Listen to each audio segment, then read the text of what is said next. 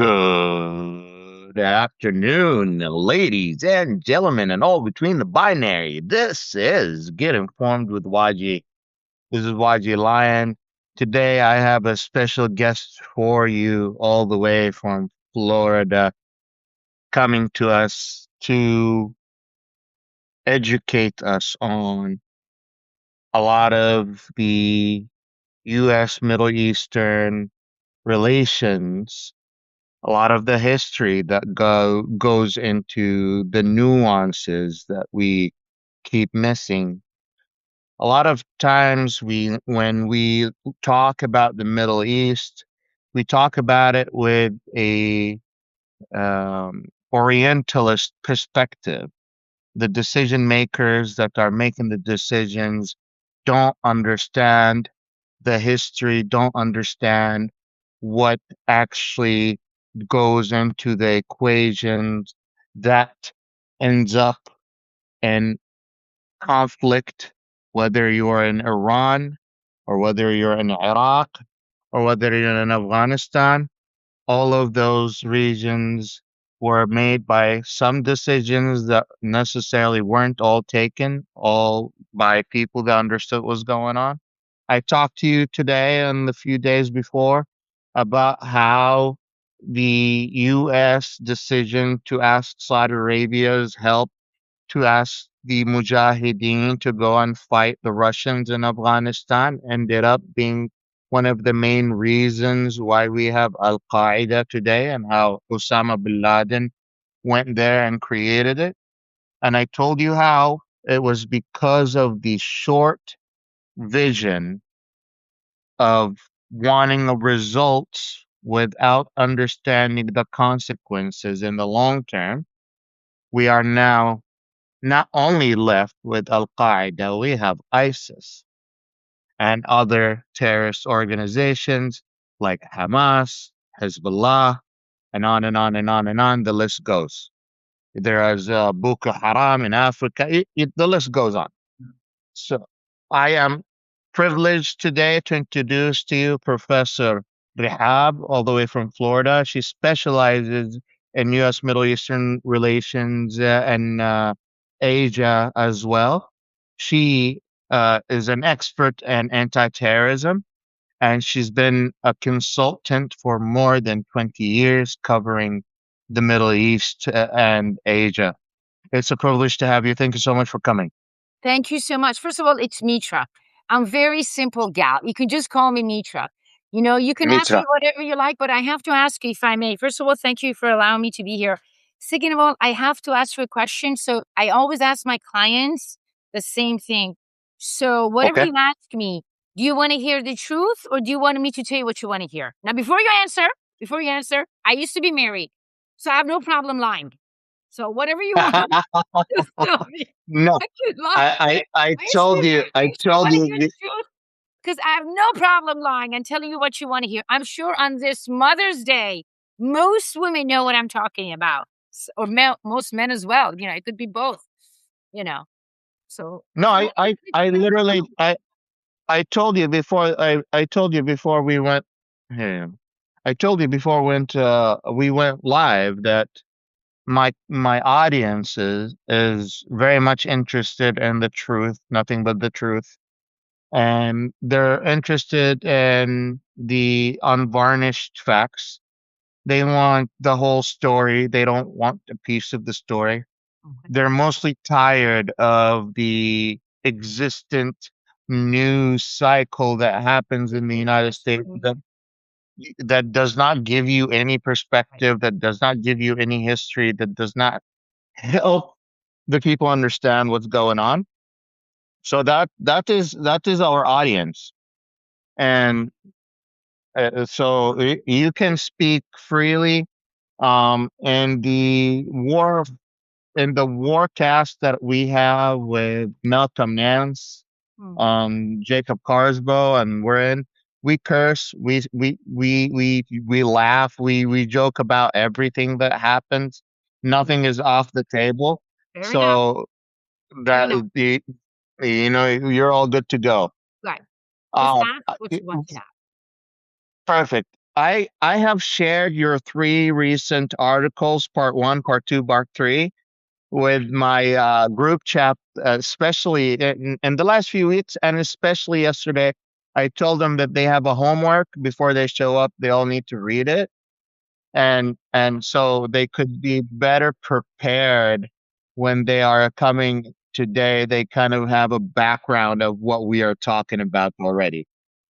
Your articles clearly outline the decline of the American power in the Middle East. Looking back at recent history, was there any specific turning points? I'm not going to say one point, because I'm pretty sure that's more than one.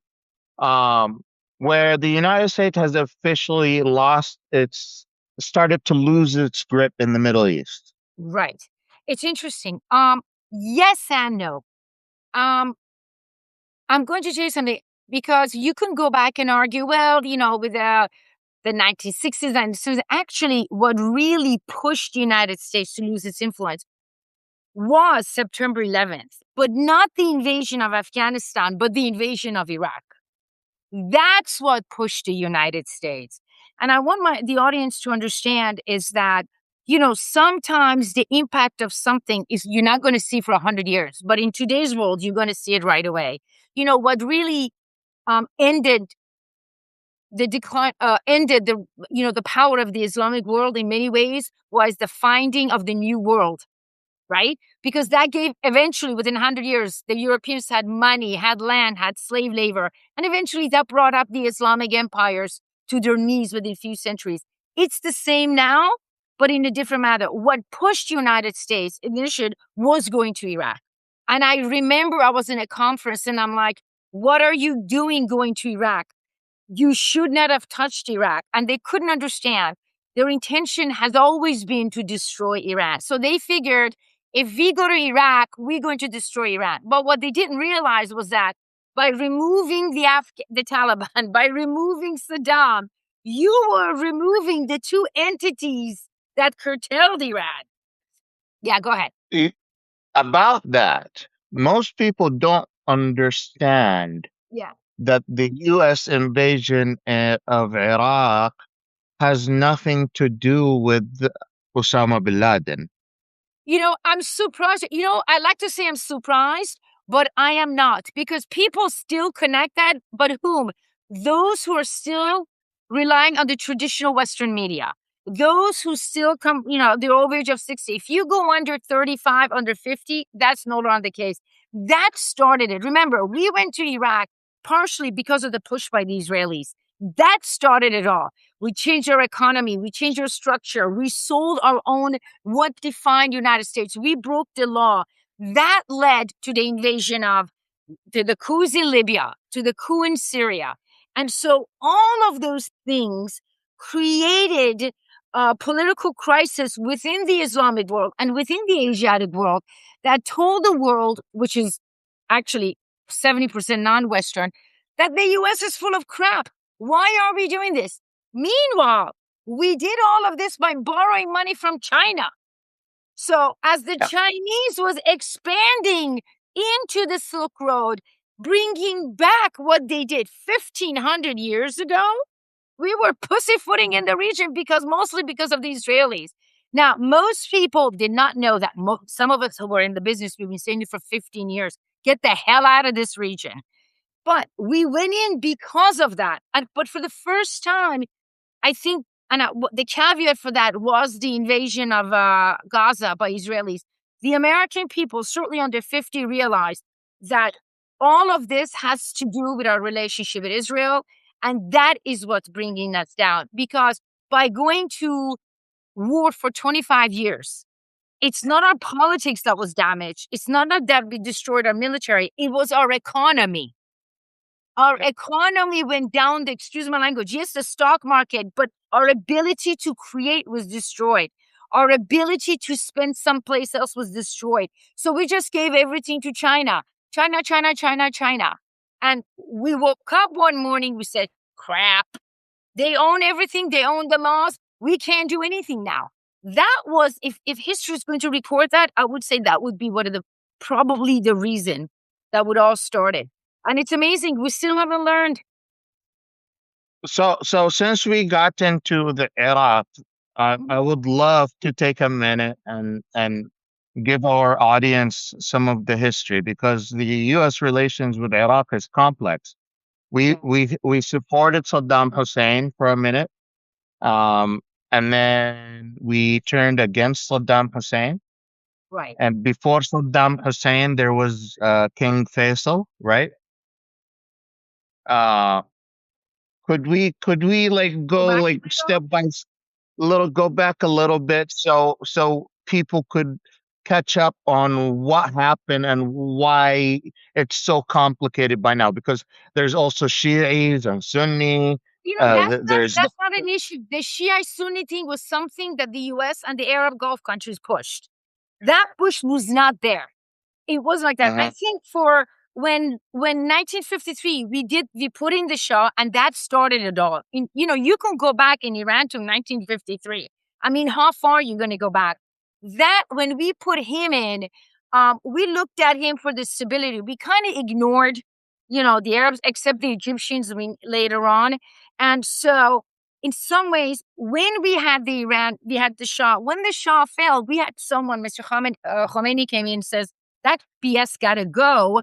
Um, we switched sides to the Arab. So we turned to the Arab world, the Arab leadership for the stability in Middle East when Khomeini took over. The problem is if you look at it since 1980, 1975, there has never been peace in Middle East. So we looked to the Arab leaders and the Arab leaders were like, oh no, we can't keep this mess. So you have instability, war after war, chaotic mess, destruction. And so you have all of this is going on. The problem here right now is the reason we have lost isn't just because of economy, isn't just because of military. It's because we can't control the message anymore. It's over. It's done. okay. Let's back Back up a a little little. bit Okay. because I want to go back because you said that the conflict between Sunnis and Shi'is didn't happen until the conflict the Gulf conflict with the Iraq and the U.S. involvement, right? No, no, no. What I said was when Khomeini took over, right, in Okay. 1979, when the Shiites took over, they expanded it. The conflict was always there. Remember, in Iraq, the Iranians were supporting the Shiites in Iraq even under the Shah. The conflict Okay. was there, but we utilize it to create greater division and to benefit what was best for us. Remember what was Okay. Israel's policy came out in 2000? Destroy 7 countries in order for me to be safe. Remember the infamous leak that came out in 2001? Israel wanted Okay. 7 nations destroyed. So we use that to make it expand. But I think today, particularly for the past 3, 4 years, this generation are realizing you will always have that Zionist Shiite divide. They get that. But it's beyond that now because the world has changed. The world has changed in a sense. They How realize so? well, because now what you see now, thanks to 25 years of war, you are ending centuries of Western Eurocentric system. Now you have an Asiatic global order emerging. What that basically means in the Middle East is no longer the French, the British, the Americans. It's the Syria alliance, it's China, it's Iran, it's Russia. And these nations, economic, military, political, have intertwined and they made relationship with other Islamic Asiatic nations. You have the PIC alliance, which is Pakistan, Iran, China. You have the TIM alliance, Turkey, Iran, Indonesia, Malaysia. All of these nations now exercise economic, military, political control that they didn't have 25 years ago because the US didn't allow it. But because the Western powers are so weakened now, in terms of 25 years of conflict, in terms of political influence compared to the past, these nations are allowed to rise. So, for example, when we went to Indonesia and Malaysia, and we told Malaysia, okay, you know what? I don't want you to deal with Iran, and recently, about a year ago, and we don't want you to be part of the Embridge system, the monetary system. You know what Malaysia told us? You don't want me? Let me see. What do I have for you? Don't you need those little computer chips for me? So if you threaten me, and, Indonesia, wait, don't you need my palm oil for those cookies you all bake, right? I don't think so. So it's to the point that we no longer can exercise the power of the past. I am not saying we don't have the power. I'm not saying that. But our economic power is significantly challenged. So today, and our military power and our political power, because we need things we don't have. We need those natural minerals that we don't have. The United States is a global economy that's dependent on international resources. Right. It's not like It's a that before. consuming economy. It's no longer a producing economy. I Right. mean, Right. it's it, and I have told my audience this before that the United States used to be a producing power. Now it's a consumer slash service Done. economy. That's That's it. right. That's the Uh, problem. We're not producing. We're not producing. So the it's too Chinese, expensive for us. It's too expensive for us. it's not just it's too expensive. We don't have it. Look, it's more than it's too expensive. We don't have the talent. We don't have the system. Let me tell you something, like our ships, right? Magnificent, the Great Armada. By the way, that was I don't know why the president came up with the term Armada. Armada wasn't exactly, the Spanish Armada. Whoosh, So you already get the poo poo poo. You already got the universe against you right there. But it's a magnificent ship. But you know what? It's designed for blue waters, not the green waters of Persian Gulf. It's a 20th century magnificent equipment, but can't survive in the Persian Gulf. And if you hit That's why it's all the way in, at least in Oman or in No, it's Asia. behind them, and it's useless. You know why? Because those ships, if you hit the center of the ship, none of the planes could take off because they're intertwined. And those ships rely on what? On the bases. But the Iranians took out the bases within 10 days. Within 10 days, I think, what was it? I did the interview March 15, and I said the bases are gone. So once the bases were gone, we got bupkis. So our ships are useless. So that's the point. We don't create. We are creating things that are obsolete in many ways, and we don't have access to resources. Everything you own in this world, one way or another, is tied to China. Either owns it, distributes it, or manufacture it. Remember, the United States, the world would be nowhere without United States. Telephone, Yes. electricity, airplane, computers, cars, skinny margaritas. That's for all the Mother's Day. All of that. Skinny margaritas, not just one, but two or three, since we didn't have to drive, right? Everything is United States. Mm-hmm. Very much like the Romans, very much like the Persians, very much like we went down because we don't have access to information. We don't create anymore. And if I want to break something, all the pieces comes from China. Why? Not that China makes it. The brilliance of China wasn't the fact that it created it. The brilliance of China is that it controlled the roads that comes out of it. They Tell me more. 70, they control over 100 ports, strategic ports. They own it or they lease it. They control 71 strategic ports in the world. That means Across the world. Strategic. They either own it or lease it. Now, that means, let's say I am not, and that's what people do not get. They don't have to create. They went back to 2,500 years ago and they said, geez, Louise, when was I going ka-ching, ka-ching, ka-ching, ka-ching on my credit card? Was when I owned the Silk Road, which, by the way, was with the Iranians under the Abbasid dynasty, and by the way, under dynasty. So they control. What people do not understand is that China has so much power that we don't even see it. Today, 70%, if not more, of our containers comes from China. Do you understand? Of military containers. So when they say, Okay, when you press China, no problem. What China's going to say, you want your containers? Which ones? The one I own? And you wanted to put it out of what port? Oh, you can't go to that port. We have roaches there. I own it. Oh, you want to go to the other port, Punjab? Oh my God. I don't want to tell you. It burned down in the fire. They own or control. That's their power. That is why people, when they said, it's military war, I always told people this is not a military war. The Chinese, Iranian, Russian alliance made this deal years ago to defeat US economically. They're Okay. going to make us go flat ass broke if we stay. Or if we You leave know, it. about that, um, I'd like to think I'm sort of a scholar. I'm sure you When are. I Richard, you are. Why wouldn't you sort of? What do you mean sort of? You are.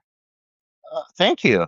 When I was at Kansas State University, we were privileged because we had a professor at the time who was a Navy SEAL general Wow, that fancy. ended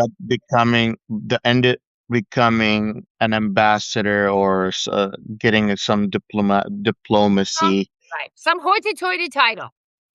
And because of his privileged connection, we had something called the diplomatic dinners. Usually only professors go to Yeah. them. But because I'm an extra nerdy guy with connections, Well, I used to get the invites and I go. And some of the guests that came are like uh, a, a national security advisor to the president, blah blah blah. So one time we did have a national security advisor to the president come, and he specifically told us that the Russian strategy to defeat the US military system mhm. is by bankrupting Yeah. the US military because they already understood that the US military has a lot of, I would say, corruption, Yeah. where the prices of oil, the prices of products that should cost a fraction of the price Yeah. cost hundreds and thousands instead of dollars, right?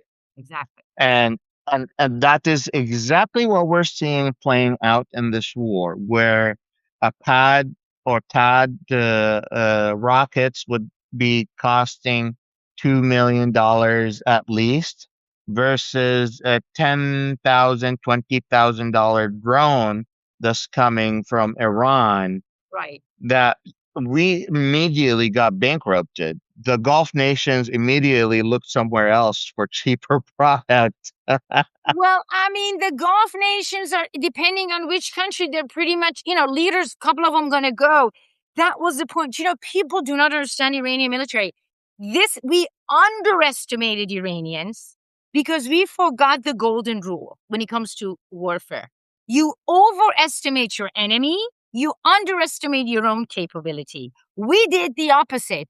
The Iranians have 20 Shahads, that's underwater missiles and over the missiles. We're like their crap.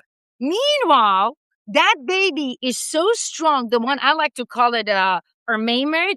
A mermaid. It comes out of the water, jumps over it, and hits the ship. That's why we haven't moved forward.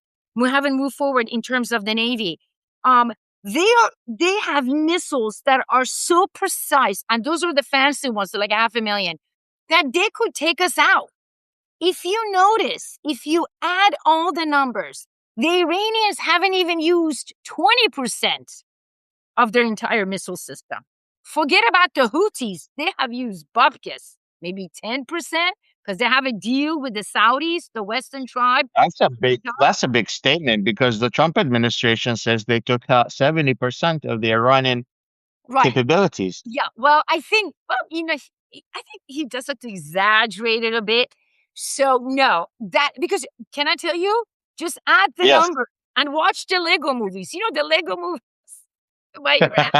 It tells you exactly how many missiles they use. So I think, that was a war of attrition. They're going to use I think I wrote my article. Yeah, I think it was like January or something. I wrote it. Their intentions, the war of attrition, they're going to use our cheap ones because people do not understand. When the Iranians use one or two missiles, right? For every missiles they throw, we have to do 2 to 3. We have no choice because we can't Why afford, is that? because it's part of a strategy, because you want to make sure it doesn't get through. So, for example, when they're doing 10,000, we have to put 2. So what happened? That's why Israel is significantly damaged. Even though they don't show it, the satellite does, particularly the Chinese and the Russian satellites, is that there was a point about a month ago, they weren't losing 2. They were only using 1 to 1.5 because how many missiles do you think that we make a year? How many? The TAD system alone, we had 14 TAD systems worldwide, or 15, I like to say, right? 7 of them was transferred to the Middle East. That's right. Within 2 weeks, the Iranian destroyed 3 and they took out 2. That means they took out 1/3 of our entire world TAD system in the first 2.5 weeks. So, you know, it doesn't look good. It doesn't look good. It does not look good. And I think the United States knew that. There were many in the military who warned.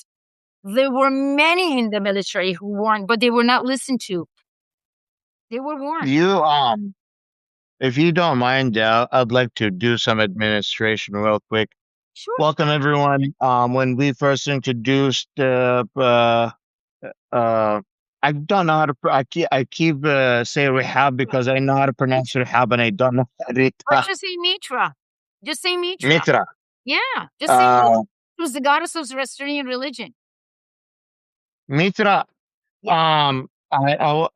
Is a professor and is a professor and as an expert in U.S. Middle Eastern relations and Asia, and is also an expert in anti-terrorism. She has been um, an advisor. She's been a consultant for more than 20 years.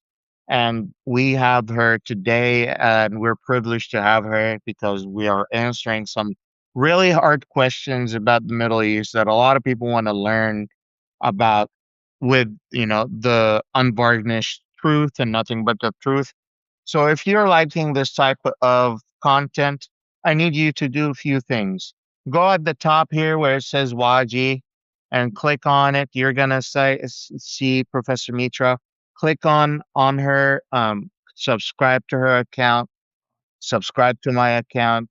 If you're also liking this content, go ahead and like that heart button at the bottom. It tells the algorithm that you are enjoying this type of content and it invites others to watch whatever we're watching.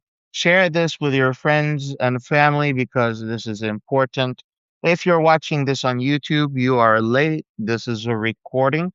Subscribe while you're at it, like, comment, and come to Substack. Subscribe to us, and you'll get way more content. The Professor Mitra writes articles often and posts on her account a lot of important analysis. I have shared 3 of her articles yesterday on our group chat.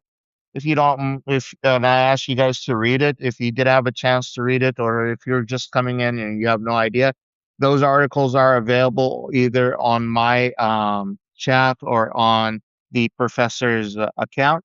Read it. She explains in details how the United States is losing its grip over the Middle East, and that's basically what we're going to be talking about today. Um, Thank you for allowing me to do this administration. I didn't have a chance to Thank do it you at the for beginning. inviting me. You're so kind. Thank you so much. Absolutely. You argue that the decades of U.S. military interventions have ultimately backfired. How did these foreign policies failure push other nations to team up and challenge the American dominance? Okay, so I'm going to make it kind of simple. Look, a war is not just military, it's economic and political. And Mm. in this region particular, Believe me, political victory at times is much more important than military victory. Why So, so? in a sense that, let me explain. You are, in the case of Iran, they don't have to outright defeat the US. As long as they kick our ass and we're destroyed economically, they have in a way won because they're like, I took on a world power. And so you could also win. For example, in the case of Israel, yeah, you won. You're not, you're semi-winning against the Palestinians, but you lost the war. They lost the world. No one is on Israel's side except a few Western leaders, and that's it. And so what happened was once the United States keeps going to war, it wasn't watching any place else. It wasn't watching Central Asia. It wasn't watching Southeast Asia. And so that allowed China and Russia to unite and expand their influence, particularly China. And then what also allowed us, nothing, and I mean nothing for the past 2 years, has allowed China and Russia and the Iranians to move than this Israeli conflict. And by that I mean was that unlike the past where the United States, everybody looked towards the West, Washington Post, New York Times, Fox, even into the Iraqi-Syrian war, now there is so much information on social media from non-Western, non-actors, be from the Americas, be from be from Middle East, be from Europe, Asia, Africa, that the world, particularly the ones have different perspective, different ideas. So what they were saying for the United States was that, wait a minute, you have one law for the Russians, which you say it's wrong for the Ukrainians, and one law for the Israelis. Because of the behavior of Israel, because what happened in the Palestinian territories, because the world was no longer necessarily believed what the Western media says, that gave the greatest power to the Iranians, but most important to the Chinese. Because what the Chinese were telling the world, particularly in Asia, particularly in Africa, is this: wait a minute, I don't preach democracy. I'm not overthrowing your countries. I'm here to do business. And you know what? I've got your back. Same thing with the Russians. I'm not here to overthrow you. It's the US. Look what they did to Saddam. Look what they did to Iran. They pulled out a nuclear agreement. Even Assad. The Russians and the Iranians were with Assad till the last minute when they pulled them out, even though Assad betrayed them both. He stayed with them to the last minute. And so what you see now is that the Chinese and the Russians are with Iran like this. Iran is not alone. He's got two big brothers right there, giving him military information, technological information, economic influence for making sure the ports are not coming out. But the US has lost that reputation. You cannot trust the US. We lied about Iraq. We lied about Libya. We lied about Syria. We pulled out the nuclear agreement. We lied about, we have one law for Israel, one law for everybody else. Those things, those political realities add to the military conflicts has allowed a new Asiatic rise. Because if I am sitting in Indonesia, in Malaysia, in Bangladesh, which we're trying to go, and China standing there and Russians, and then I have the US. Why would I want to trust the US? I share geography, history, ethnicity, culture with China, to a certain point with Russia, and they have never betrayed me. But the United States, there's no guarantee they won't betray me, particularly when it comes to the Muslim world, and particularly the Arabs. They will only have eyes for the Israelis. And so that is why we're never going to get our power like it was before, because the world's power, yes, United States is one of the powers. Europe is important. But the center of economic, political, military influence, it's Asia. Those are the nations that are defining, and they are not necessarily pro-US. Doesn't mean they're pro-China, but they're not anti-China. And that's the key. They trust them. They don't trust us. And by the way, this has nothing to do just with Donald Trump. I want to make that it's easy to blame Donald Trump for everything there is. But it's not just him. It's the whole system. They can't just keep blaming him. It's all the people saying. I know you This is my I follow know up. you disagree. I know. No. I don't disagree. I have a follow up. Of course. Do you think Orientalism has anything to do with it? And if so, could you explain that to us? What is Orientalism I was going and to how ask it's playing a part? Okay, I was going to ask you, what do you mean by Orientalism? Because most The Edward Said use the version. Oriental. They don't even use the term. If you're under 35, they're like, I don't even know what that means. I don't even use the term Orient. I mean, I don't mean that, but I'm just using other 35. I don't Yeah. mean, that they don't even use that terminology. That terminology is really for intellectuals and people over 50 from Europe who's still Western Eurocentric system, who's still believing they're God's gift to this earth. But what happened is magnificent civilization.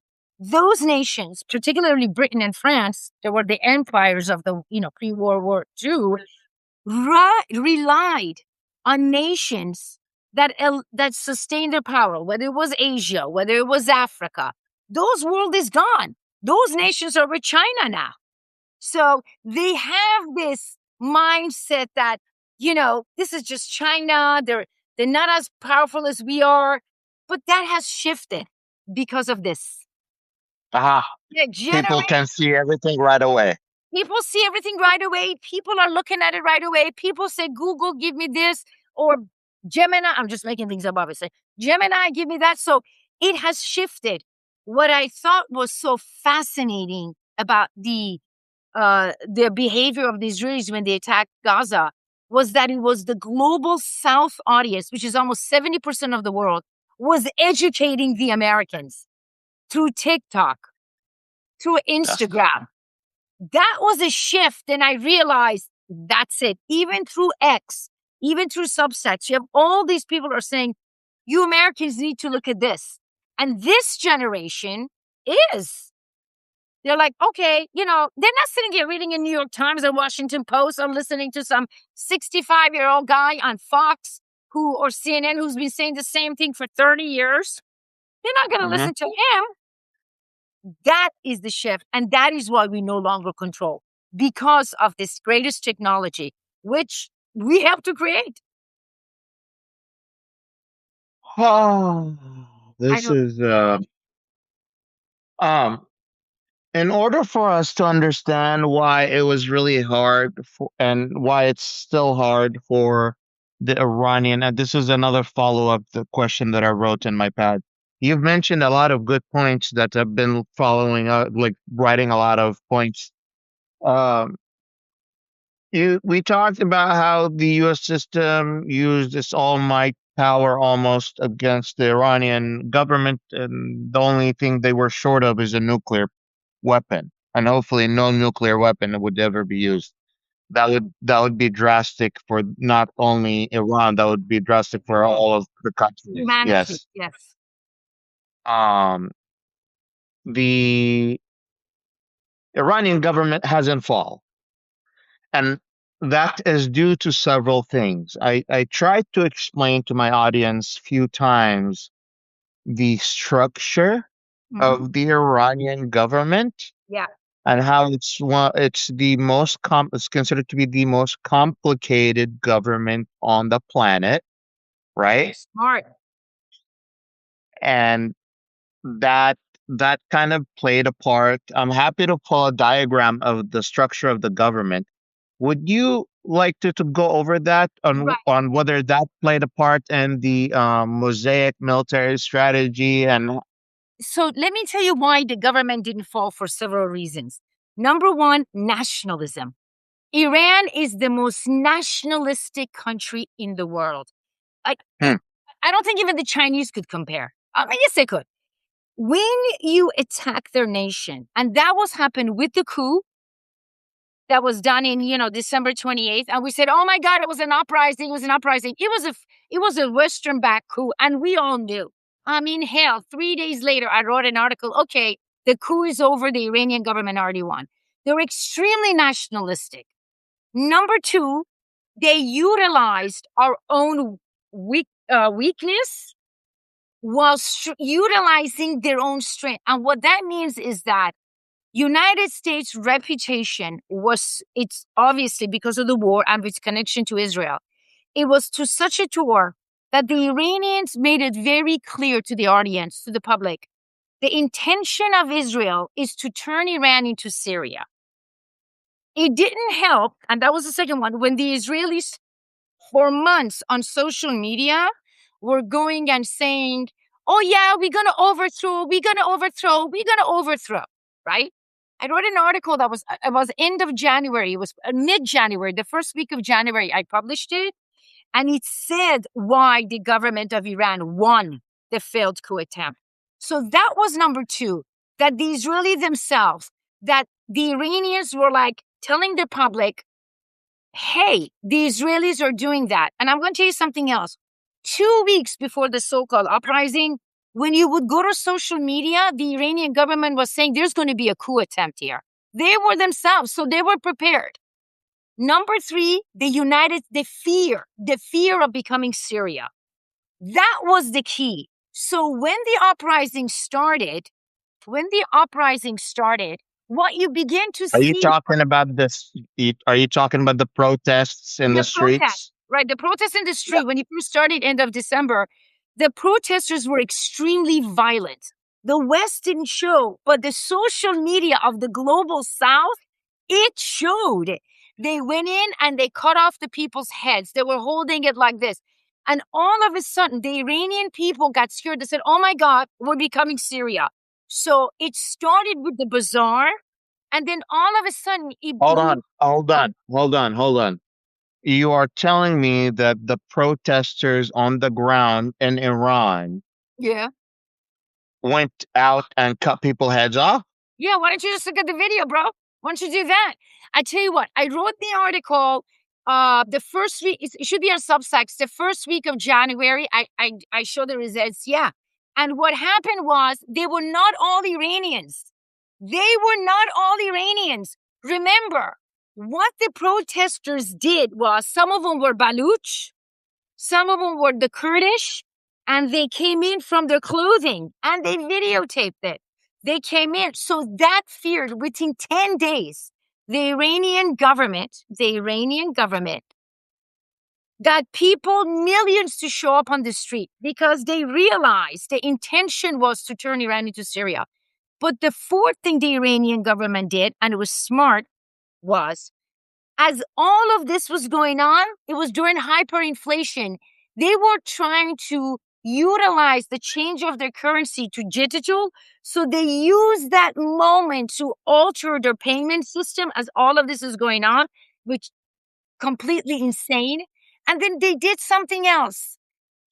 They set up the biggest trap for the Israeli agents in Iran. What they did was, when they were finished, they let all the information come in, right? Uh-huh. And that was the fourth reason. They took the Israeli trap. They send them a trap. As they send the traps, they cut off the internet to like 99%. In order for them to send that information, the opposition or those people who were trying to do a coup had to raise their internet level. When they raised it, the security forces put the drones and they caught them all. It did the biggest damage to Israel's point in all of Lebanon, in Iraq, in So Syria. what you're telling me is They tricked Israel. Iran's strategy was to cut off the internet, and because the Israeli spies or agents that were on the ground had their own internet access, the Iranian government were able to locate them and arrest them. Is that what you're saying? Yes, because remember, Iran does not use the American internet system. They rely on Chinese. Huh. You understand? That's right. If people are interested, go back. Like the first week of January, I wrote it, and the second week, it shows you what the Iranians did. They destroyed Israel's Golden Wall, and they just didn't capture spies in Iran, but in Iraq, in Syria, in Lebanon. Now, did that mean, so within a week, 2 weeks, the coup was done? It was partially for that reason that the Israeli says we have to do the war now because they realized they were going in.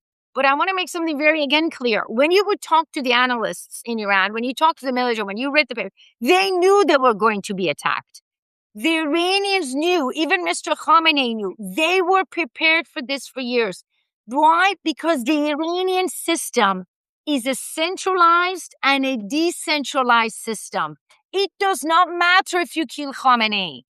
It is decentralized because if you kill Mr. Khamenei, there's like 30 different departments. You kill Mr. Khamenei, great. The next guy takes over. In that way, it's centralized. Then the next guy, then the next guy, then the next guy. So they have a whole ladder. If you take head of the, let's say, Tehran security, there is another guy and another guy and another guy and another guy. But it's decentralized because let's say you took out Mr. Khamenei. You did. What happened? 24 hours later, they destroyed Jordan. Why? Because the department that takes care of Jordan had nothing to do with the department that takes care of Mr. Khamenei. Do you understand? It's centralized and decentralized. It is based on, I would like to say, Achaemenite, Sasanian, and Mongol structure. Quick, fast, and decentralized. That is why when they say we took out Khamenei, we took out this guy, what happened? They still kicked our ass.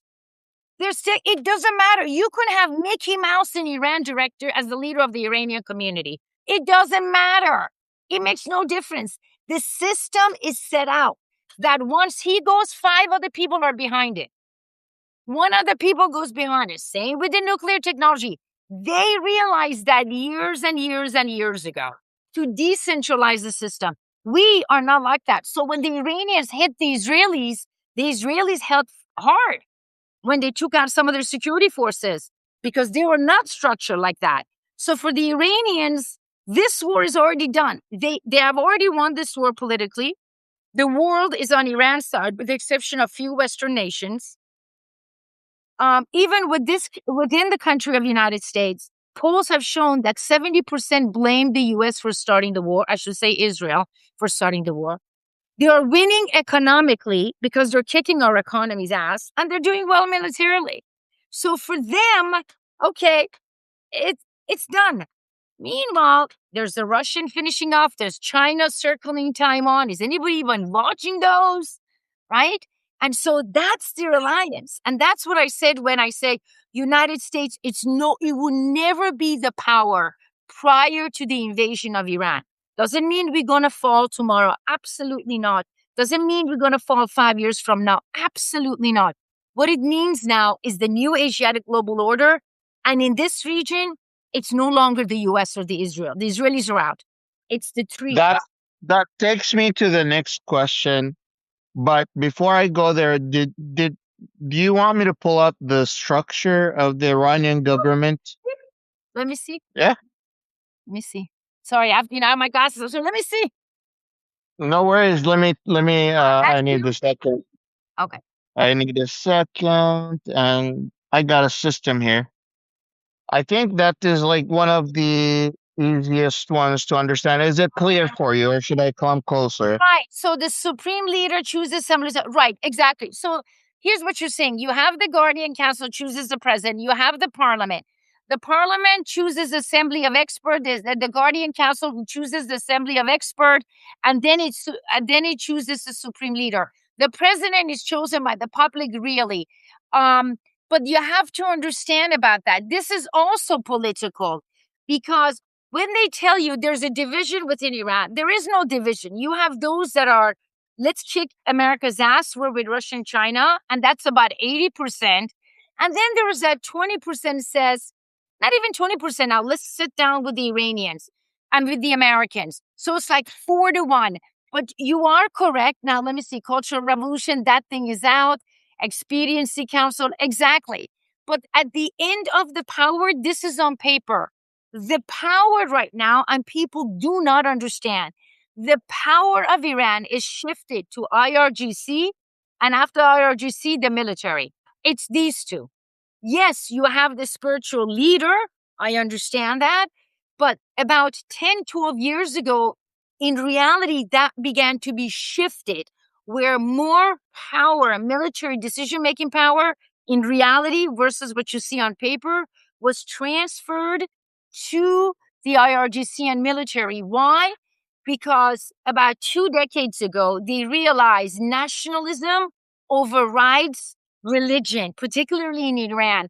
So when the Iranians were hit a year ago, were attacked by Israel a year ago, they relied 70% on nationalism, right?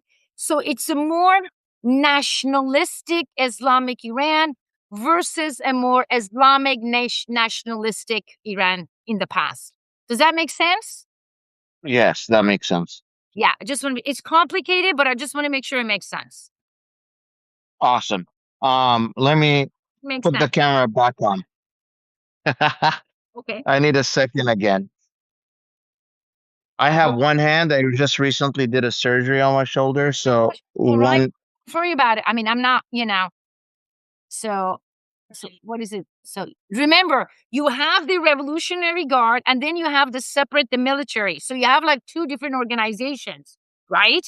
The Revolutionary Guard was completely dedicated to Khamenei, to the religious establishment, but they have their own navy, they have their own air force, they have their own military, they have their own thing. But you also have the military. You have both. No difference. Many countries have that in the region. Many countries have that. Now, here you go. That's better. There you go. And I just got this yesterday, so I'm playing with it. It's new. Fancy. It's fancy. This we're doing this full time now. Oh, it's fancy. Fancy schman. In my neck of the woods, we call it fancy schmancy.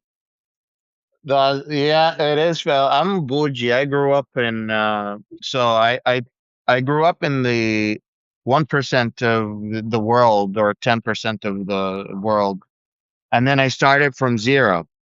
And I get that. I was I was bougie when yeah. I got married, when I was single, living at home, parents. Then I got married, then a brutal divorce, and then you went from Neiman Marcus to Walmart, and then you go up again. So, but that's life. That's life. I was bougie poor, and then I went up. Now I'm like, Now, let me get back to the point here.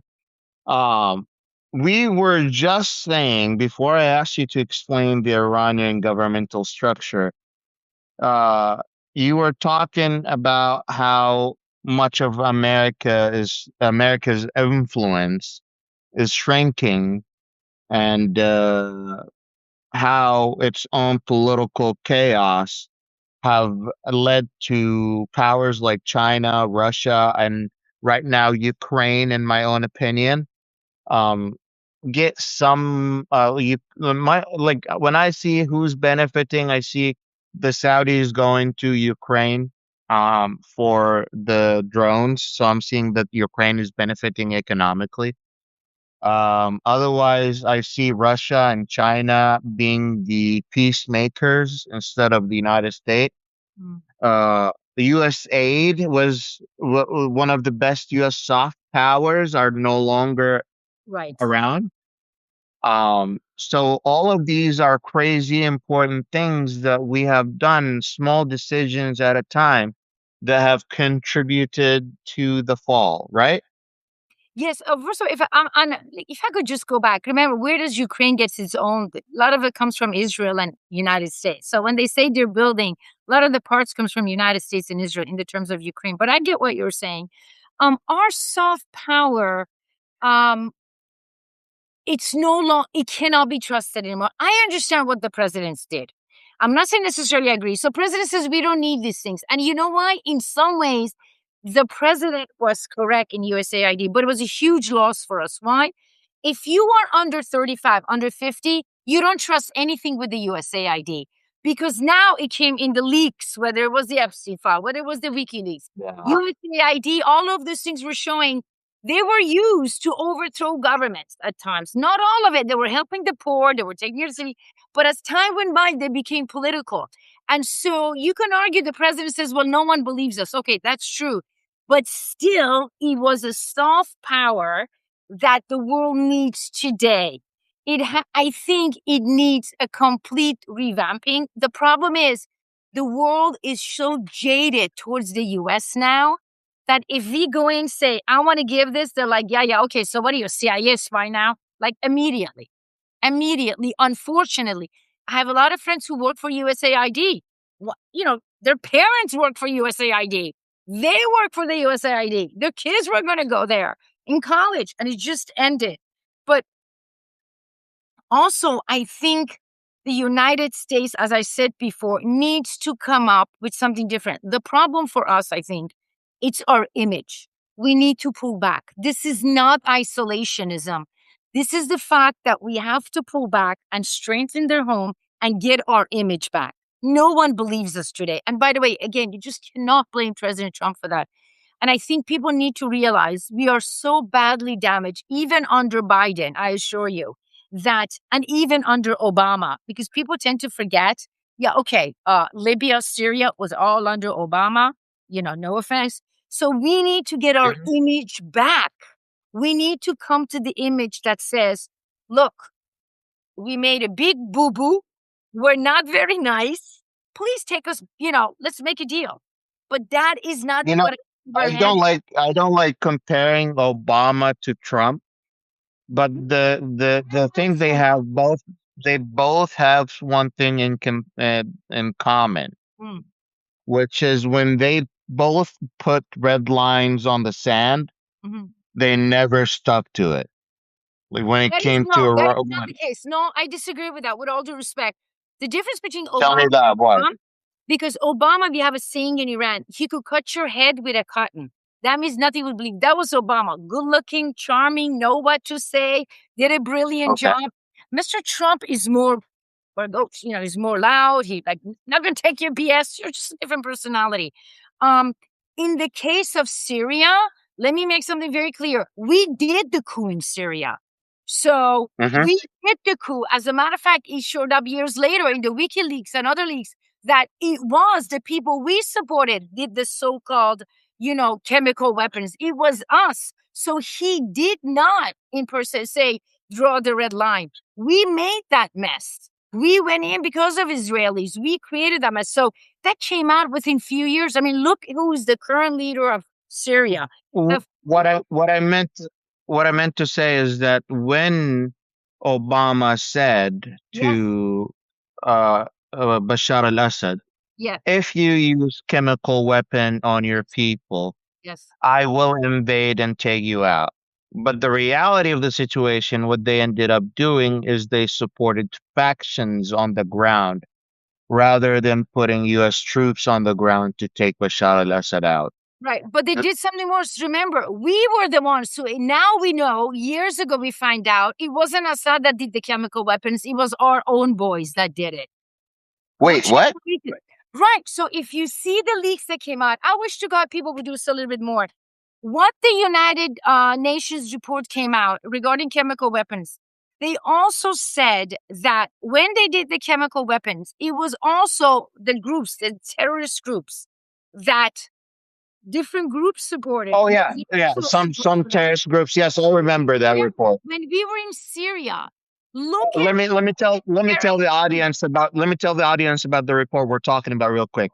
There was a report that came out by the United Nations and other organizations that went to investigate the chemical weapon usage, and they found out that the chemical weapon was used by Bashar al-Assad and factions that were fighting back against Bashar al-Assad. So the question is how did these factions get their it hands on those. on on those chemicals? And you're saying that the United States has helped in a lot? No. What we were saying was that indirectly. So in other words, remember, we were to the point that we were arming everyone. Remember, let me give you a perfect example.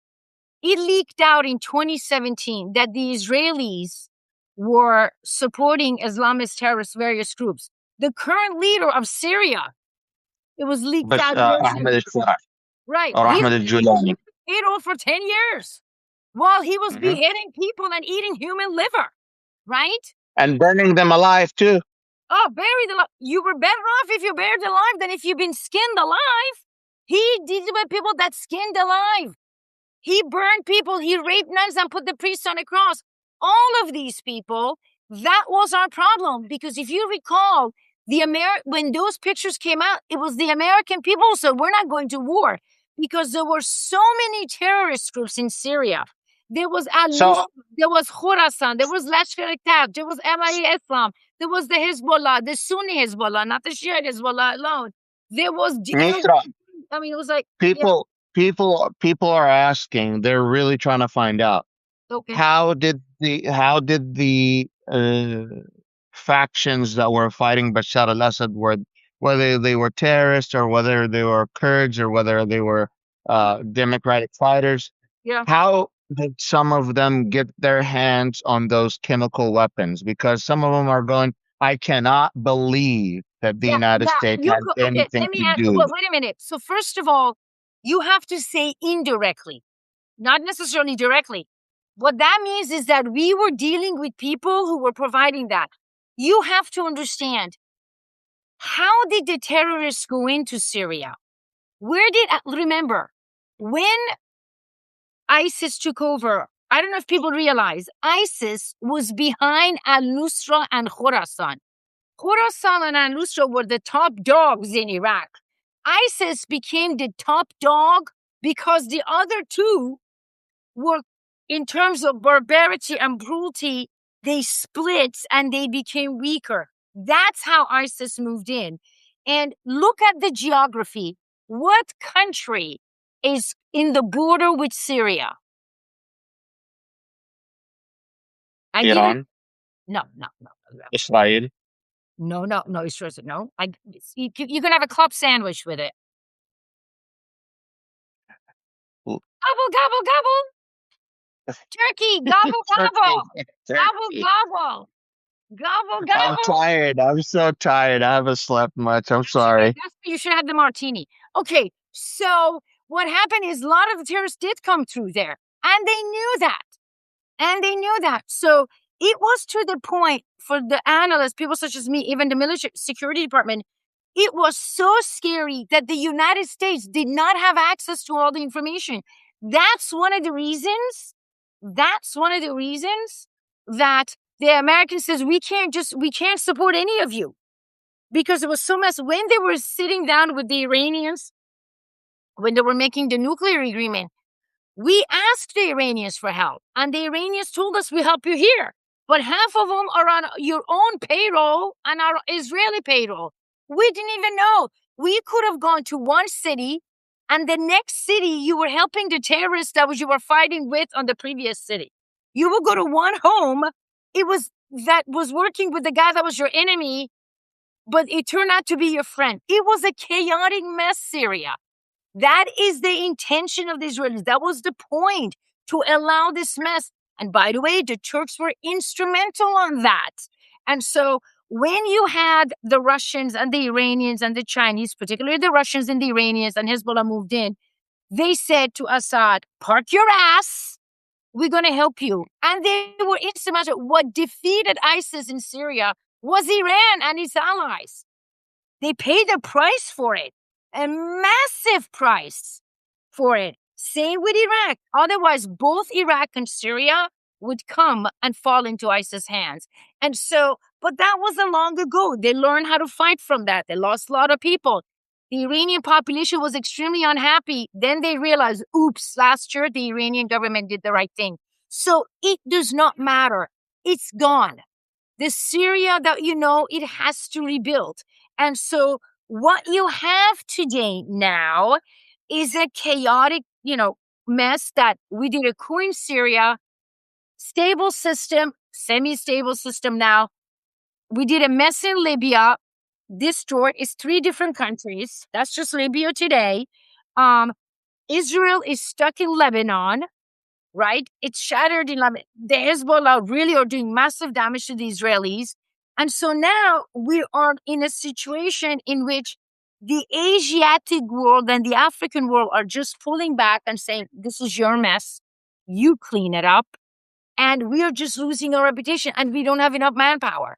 We can go to ground war with Iran, but you would need 800,000 men. And even then you wouldn't survive. And so Okay. this war is not going to end soon. We have Azerbaijan as an ally, but The still. you are Iranian, you're Persian. Mhm. I tried to explain in the past the Shi'i in particular jihadi mindset and whether there is or isn't any rhetoric in Iran at the moment that if you get killed by the American government, you're a shaheed No, or Shahid always made. First of all, jihad is a term that the Arab Sunnis use. It that comes from an Arab Sunni term. It's not a Shiite term. Jihad only means your struggle. So what you're referring to is this particular sect of Islam that's based on Zoroastrian beliefs. And it is also within the Islamic system, within the Sunni system, because you have 14 different sects of Islam. Hanifite feel the same way, you know, Malikites, I don't think so. And Ishmaelis, it's a different. So what that concept says is in many ways is pre-Islamic that says it is based on a belief that it is written. So when you die for what you believed in, you are guaranteed to heaven. It has nothing to do with the United Israel or that anything like that that. w- That has not that. well, But it is based on a certain belief. You will always have certain sect of Islamic groups who will say, "Yes, if I die, I'll go to heaven." That's the same thing with Judaism. It's the same thing with Christianity. Every sect of religion has that mindset. Has that mindset. But in this case, the greater majority are saying is that they're fighting for dying isn't because they're ending up in heaven. It's because they're defending their land. However, that's right. That's a form of jihad, and no, it's not. But your jihad is an Arabic Islamic theological term. This is a cultural term. What that basically means, it's based on nationalism. What they're telling you is, don't be afraid. What will be, what will be. In other words, many culture has that. Even many Christian cultures, particularly Germanic, you were never well, afraid to die because your destiny is written. That is not just one term. In other words, why should you but afraid to die? is okay? There's Is the such a shaheed higher term level. applied on? Is the shaheed term? No, you're absolutely fine. I'm Oh, just the trying to Shaheed, understand more. absolutely. That's an Arabic term. That comes from the term Arabic. That means he gave his life. He's a martyr. You have Christian martyrs. You have Shaheed. It's just a different term as a martyr. So you have Christian Okay. martyrs. Christian martyrs. Remember all those Christians who died in 14th century, in 15th century, in 8th century. All those you have So Christian you're saying like to explain this right for me and everyone else. martyrs. You're saying that martyrism in Iran and Shia and the Shia belief has nothing to do with jihad, because in the Sunni belief, jihad Yes. has a direct correlation with being a martyr, right? Yes Uh, and no. But that's a little again, different here. no. Look, it's extremely complicated because it depends on which sect of Shiaism and which sect of Sunnism. Are you Hanafi, Shaifi, Maliki, Hanbali? That's right. Are you Hmm. Jafari, Shiite, or Shmaili? Are you That's right. Zaharite? Are you Khadijite? So the different interpretation depends on your nationality, on your interpretation of the sect, and that in itself, let me tell you, would need a 2 hour discussion. And don't drag your audience in that one. We're never going to leave here. So it depends. I'm sorry. I'm sorry. But I will tell you, the Iranians, absolutely, they do have. Iran has that massive theological army, not physical army, that says, I am going to die for my God. But that in itself has even altered in the past few years, 10 years or so, because it isn't the fact that I'm dying for my God. I am dying for my land and my God. And that's the difference. Yeah. So for example, the perfect example, I was looking at this young lady. She had a sign, this beautiful young lady, barely covered, dressed to the nines, really hubba hubba, very hoity toity. She had a sign like this in Iran: I die my blood for my land, my life for my leader, referring to Mr. Khamenei, obviously, but his son, because who's Yeah. that? So it's you have those people, like literally 100,000 of them signed up, young and old, may I remind you, men and women, may I remind you. So all of them signed up. Part of it, half were like, we're going to die for God, we're going to die. Let me die. Okay, those are the worst ones because they're not afraid of death. And then you had there were people that were following them, that they were dying for God and they were dying for their land intertwined. The fact that they are willing to die for their God, there is no denying a small sect is like that. But the significant majority are dying not because of for their God, but for their land. And that is the difference you see now and then 40 years ago. And that is why when you took out Mr. Khamenei, when the US took out Mr. Khamenei, it was the greatest gift you could have done to the Revolutionary Guard. Because what the Revolutionary Guard and the military have been doing for the past 10 years, they have began to make the nation a more secular, militaristic nation in which you will have the religious class, but they will did marriage, divorce, social issues. But the nation would be sort of like back to the old military style system. So that's Has the difference. I'm gonna make it quick. You don't need to go in detail. Has the U.S. attack on Iran kind of destroyed or shut down the protesters on the street, or turned them against the U.S. by any chance? But let me put it this way. First of all, we do know it was a coup. So you remember, according to in the Institute of War, the protesters were only between 25,000 to 45,000, right? Out of a nation of 95 million. That's nothing, bro. That's nothing. But I can tell you this. The Iranian government, because of United States, and in this case, Mr. Netanyahu, is not going anywhere for generations. And the nationalism that I see now, it's 10 times more nationalistic than Iran-Iraq war.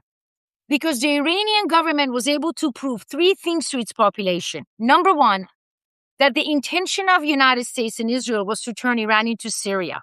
And the fact that we admitted that, the fact that Mr. Netanyahu and their others admitted into social media, in the post, we did the coup, was a factor of that.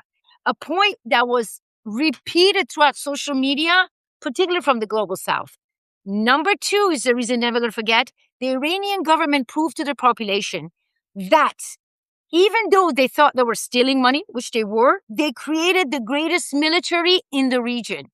The fact that they could take out 10 nations fight 10 nations at the same time, show the Iranian people what they could do. Yes, we keep hitting with bombs. How many missiles do you think we have left? But the third thing they proved to the Iranian population is that it's not just like you can trust the United States, that's gone, that they are the defender of the land. And the fact that they will always defend it, that they have no choice but be the defender because they can't trust. And what I mean by that, and that is when we went in and bombed the school, that's never going to go away for a generation. When you go in and you saw the museums and the churches destroyed, that's not going to go away. And so every time right now, I would say 95% it's behind the government, not because, even when the war ends, they're never going to forget it. Because every time they go on the street, they're going to see the museum. Every time they go on the street, they're going to see the children. They're on this. So you have the social media from the global south, from Europe saying, we're with you, we're with you, we're with you, right? And they're not going to forget all the Iranian government has done. They're not going to forget what the Chinese have done. So that is what I'm trying to tell you. If there are stories, when you do research, I'm going to tell you a story. There are neighbors turning over their friends because they themselves protested. The guy walked in and said, I protested. Here's the people who protested with me. I was wrong. And you know what the cop says? Thank you very much, but I'm a little bit busy. We're being attacked. Can you come back tomorrow? So they took the guys, and I'm just cracking up when I heard the story. So yeah, That is the greatest gift you could give. But more than anything else, with the war, the Iranians were able to show the international community and defeat Israel politically permanently, that you could never trust the US and Israel. That is why we lost. That is why they won. Forget about the military, forget about the economy. The political battle, that's massive. That's crazy because That's Middle East. If it wasn't crazy, we everyone would is still live. everyone is so focused. No, it's crazy. What I meant to say is it's crazy because so everyone's focused about just the military tactics, and no one has talked about the political win and Absolutely. the economy war. Right. And some people talked about the economy war, but not too many people talked about the political victories that Iran is too focused on and how that is like the main thing that they're mainly interested in. Night, every night, they're on the streets, millions of them. Right? So the Western press always shows the people in the chador, but they don't show them fancy neighborhoods. They walk, they're to the point, they're like, we're not afraid of nothing. We're going to die. We're going to stand up on our feet. We're not going to hide like you people in the bunkers. And so let's be honest, it's a brutal war so far, but let's be honest, for a massive war, thank God, poo-poo, it hasn't been really in terms of human life when you think about it. Thank God it hasn't been as massive as, people predict it could get worse if, with the negotiation along down the line. I'm not so sure about that. But it is at the end of the day, we have already lost a political war and we're losing economically. We are flat ass broke. We can't afford this, which is, by the way, what the Iranian, Russian, Chinese wanted. That's what the Syrians wanted, to give up as an option. Stay and go bankrupt or leave, but admit defeat, but survive economically. The decision is up to the president. I wouldn't want to be in his shoes either. I Someone is asking why is Malcolm not here? He was invited. Oh, I'm sorry. I hope I didn't take his place. No, I'm no, no. so No, sorry. no, you did not take his place or anything.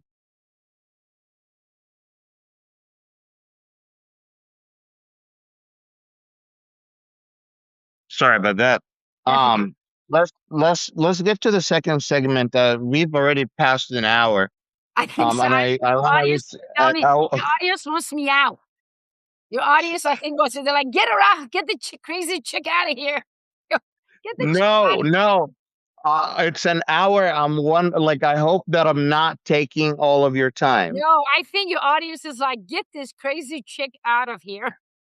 No, the audience is saying you are brilliant.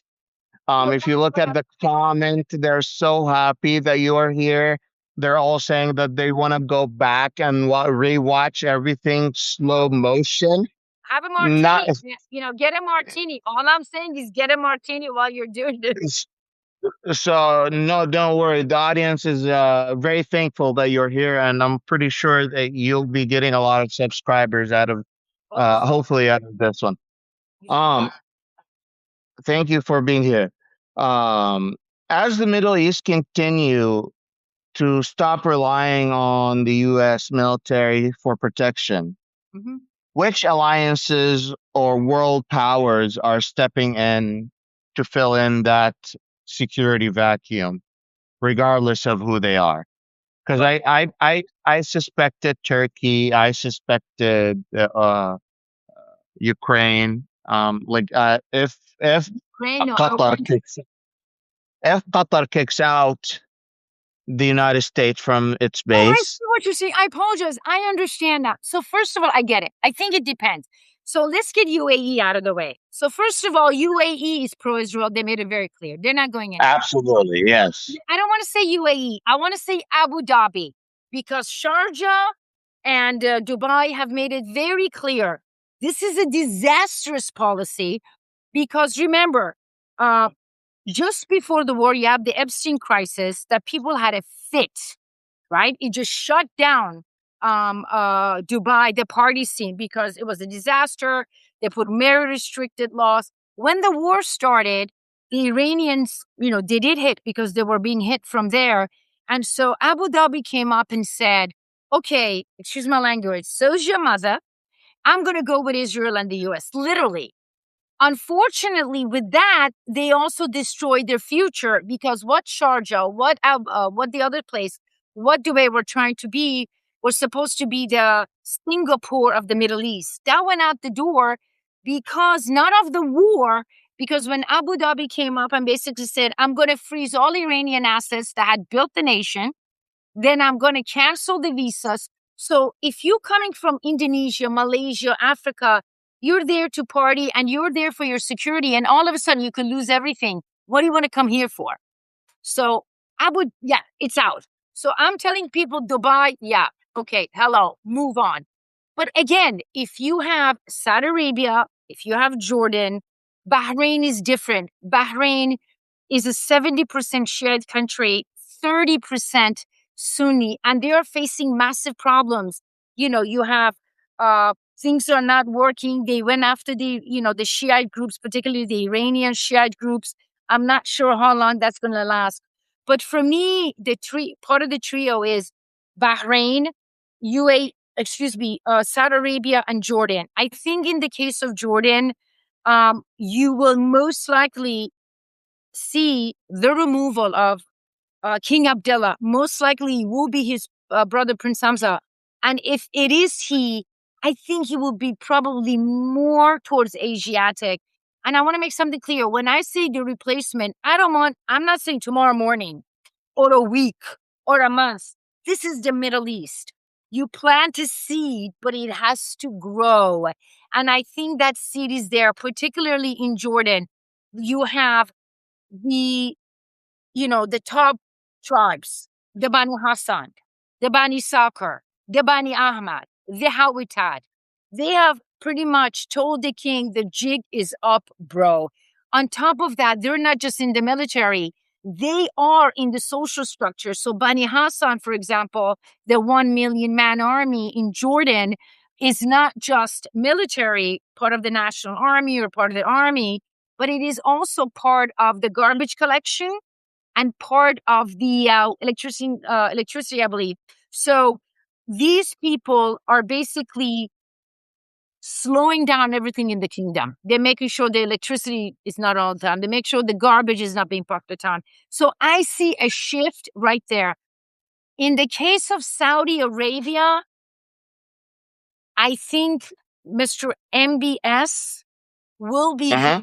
will be removed. Right now, I see Prince Ahmed because he's the one, right? Look, you have the north, the south, the east, the west, the central. All the tribes, you have the Shamar and you have the Hawitat of the north, right? Closing the borders. The borders are opened, nothing getting through. You have the West, which is Hum, which is Harb. They are not just not only controlling the buses that goes to the Hajj, not only controlling the roads, they're making sure the people who are headed for the Hajj or Mecca, Medina, they're not getting there on time. They're missing their system. Then you have the Uttayyab in the center, which is the National Guard. So all of these different tribes have risen literally against MBS, but they're doing their coups, but slowly, right? They're making sure the names in the mosques are not read. The only mosques the MBS's name is literally still given are the massive mosques, the big ones, particularly in obviously Okay. Mecca and obviously Medina, but Mhm. not on the smaller ones, right? You also are controlling, they're making sure the goods are not getting through. So with the border in Jordan, nothing is coming through. In the border in UAE, the tribes are there going, yeah, what? You want to get it through? Let me see the paperwork. This damn computer, it ain't worth nothing. It's not getting through. I have to drive. I have to drive. I don't have any gas. So, for example, for the United States, people don't understand what's happening. United States doesn't drive its own buses to get food from the ports in Saudi Arabia to its base. How does it do it? It pays a firm. That firm pays companies in Saudi Arabia who are owned by the tribes. So the goods are not getting there. They're getting late. So we're bringing everything by air. Uh, and so the tribes are exercising tremendous amount of influence in garbage collection, in electricity, in water, making sure the bases are not getting goods they need, making sure MBS is facing obstacles. So MBS is also going. I think there is a general acceptance within the Arab Middle East, the Gulf region. The jig is up. No country is more powerful than Iran. That's just a fact there is. And if you trust the United States, in the case of Jordan, excuse me, and in the case of UAE, um, you will have some type of a support, but Israel will always come first.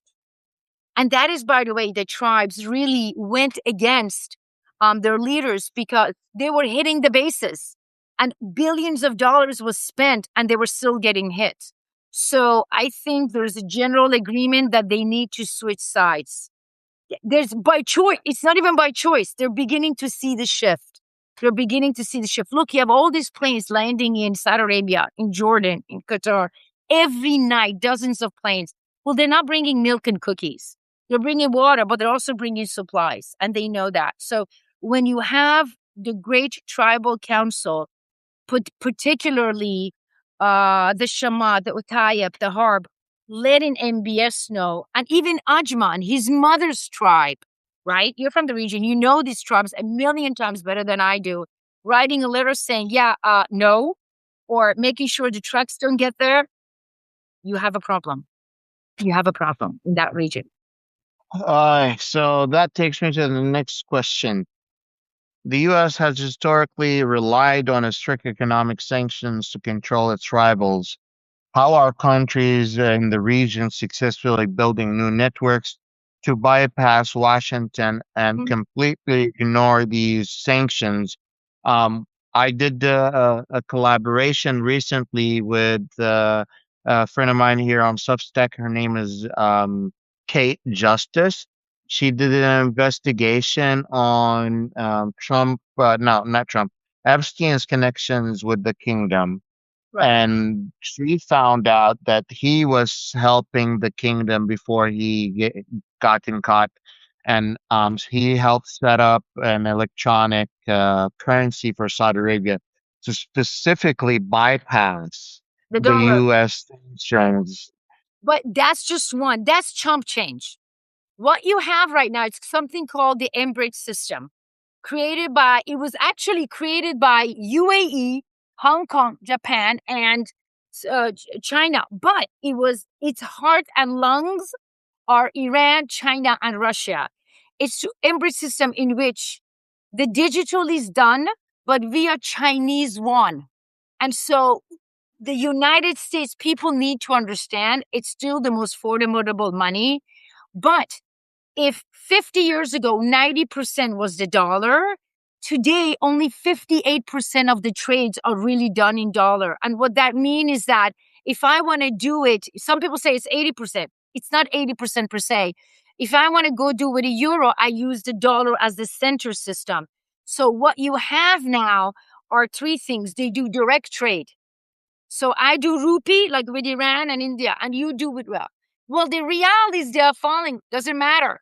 They have digital, and they're part of the Enbridge system because the Iranian Chinese Russians created the Enbridge system as part of their lungs, and these nations are all part of it, which means the value of Iran's money doesn't matter. You know why? Because it's backed by gold.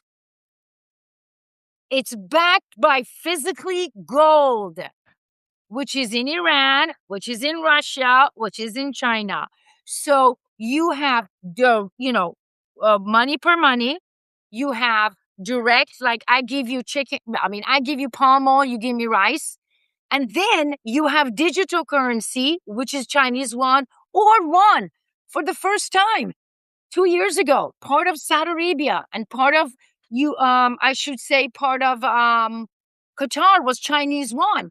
So little by little by little. Now they still say, yes, United States could put sanctions. You're right. They still can.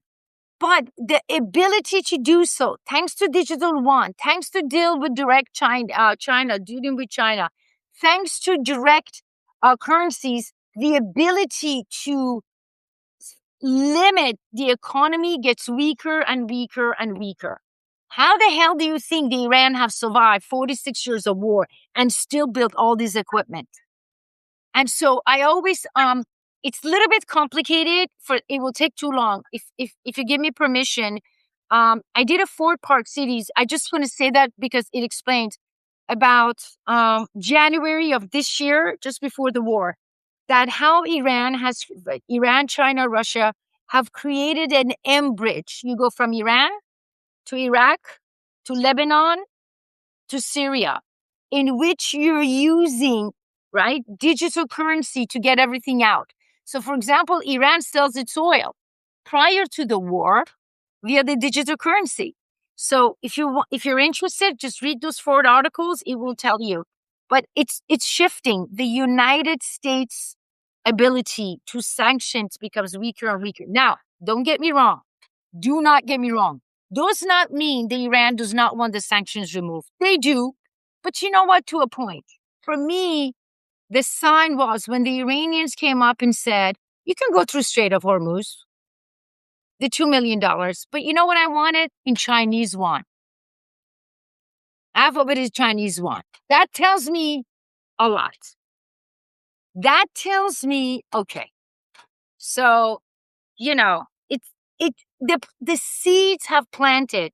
It tells me 5 years from now, even sooner, the dollar's ability to manipulate as a weapon of sanctions would be significantly less than it is today. And by the way, that's So, from digital currency, like nations becoming digital currency, not crypto, but nations becoming digital currency. what's the future of gold then? The gold, listen, it's I interesting. mean, I'm sorry. What's the future of petrodollar? Sorry, The I misspoke. dollar, I think it's no, well, the petrodollar is significantly weaker. Look, the petrodollar bankrolled America's economy for 5 decades, right? Now, that is why we're so afraid of China. It's because we're saying, wait, we don't want all the money in dollars. One of the reasons we went to Indonesia last year and we went to Malaysia, it wasn't just because don't sell to Iran. They were saying, don't do it in Chinese yuan. We want you to do it at least in the dollar. They're like, no, we can put sanctions on you. Okay, put sanctions on me. But you know what I'm going to do? If you put sanctions on me, if you put tariffs on me, the palm oil or the natural resources you need, I'm not going to give it to you. Because if you are Indonesia, Malaysia, Pakistan, you have to worry about the United States banking system. But it is to the point that they are all little by little joining. And that is why everybody's looking at the M-Bridge system in that region to see how well it works. Again, ladies, Is Enbridge connected to BRICS by any chance? it is part of the BRICS actually system, but it's more complicated than that. But it is part of the BRICS system. But you could remember Iran, Russia, and China. If you go to Iran today, you can pay. Everything is on digital card. Very few cash is left except for the tourists. These nations have become digital. Even Iraq has become digital in many ways. So when you go pay, you pay by card. Do you know why? When you become Why? digital? Because the government will control you. So when the Kurdish area decided to do uprising, when they attacked Iraq, it came from the Kurds. What did the Iranians do? They just didn't hit the Kurds.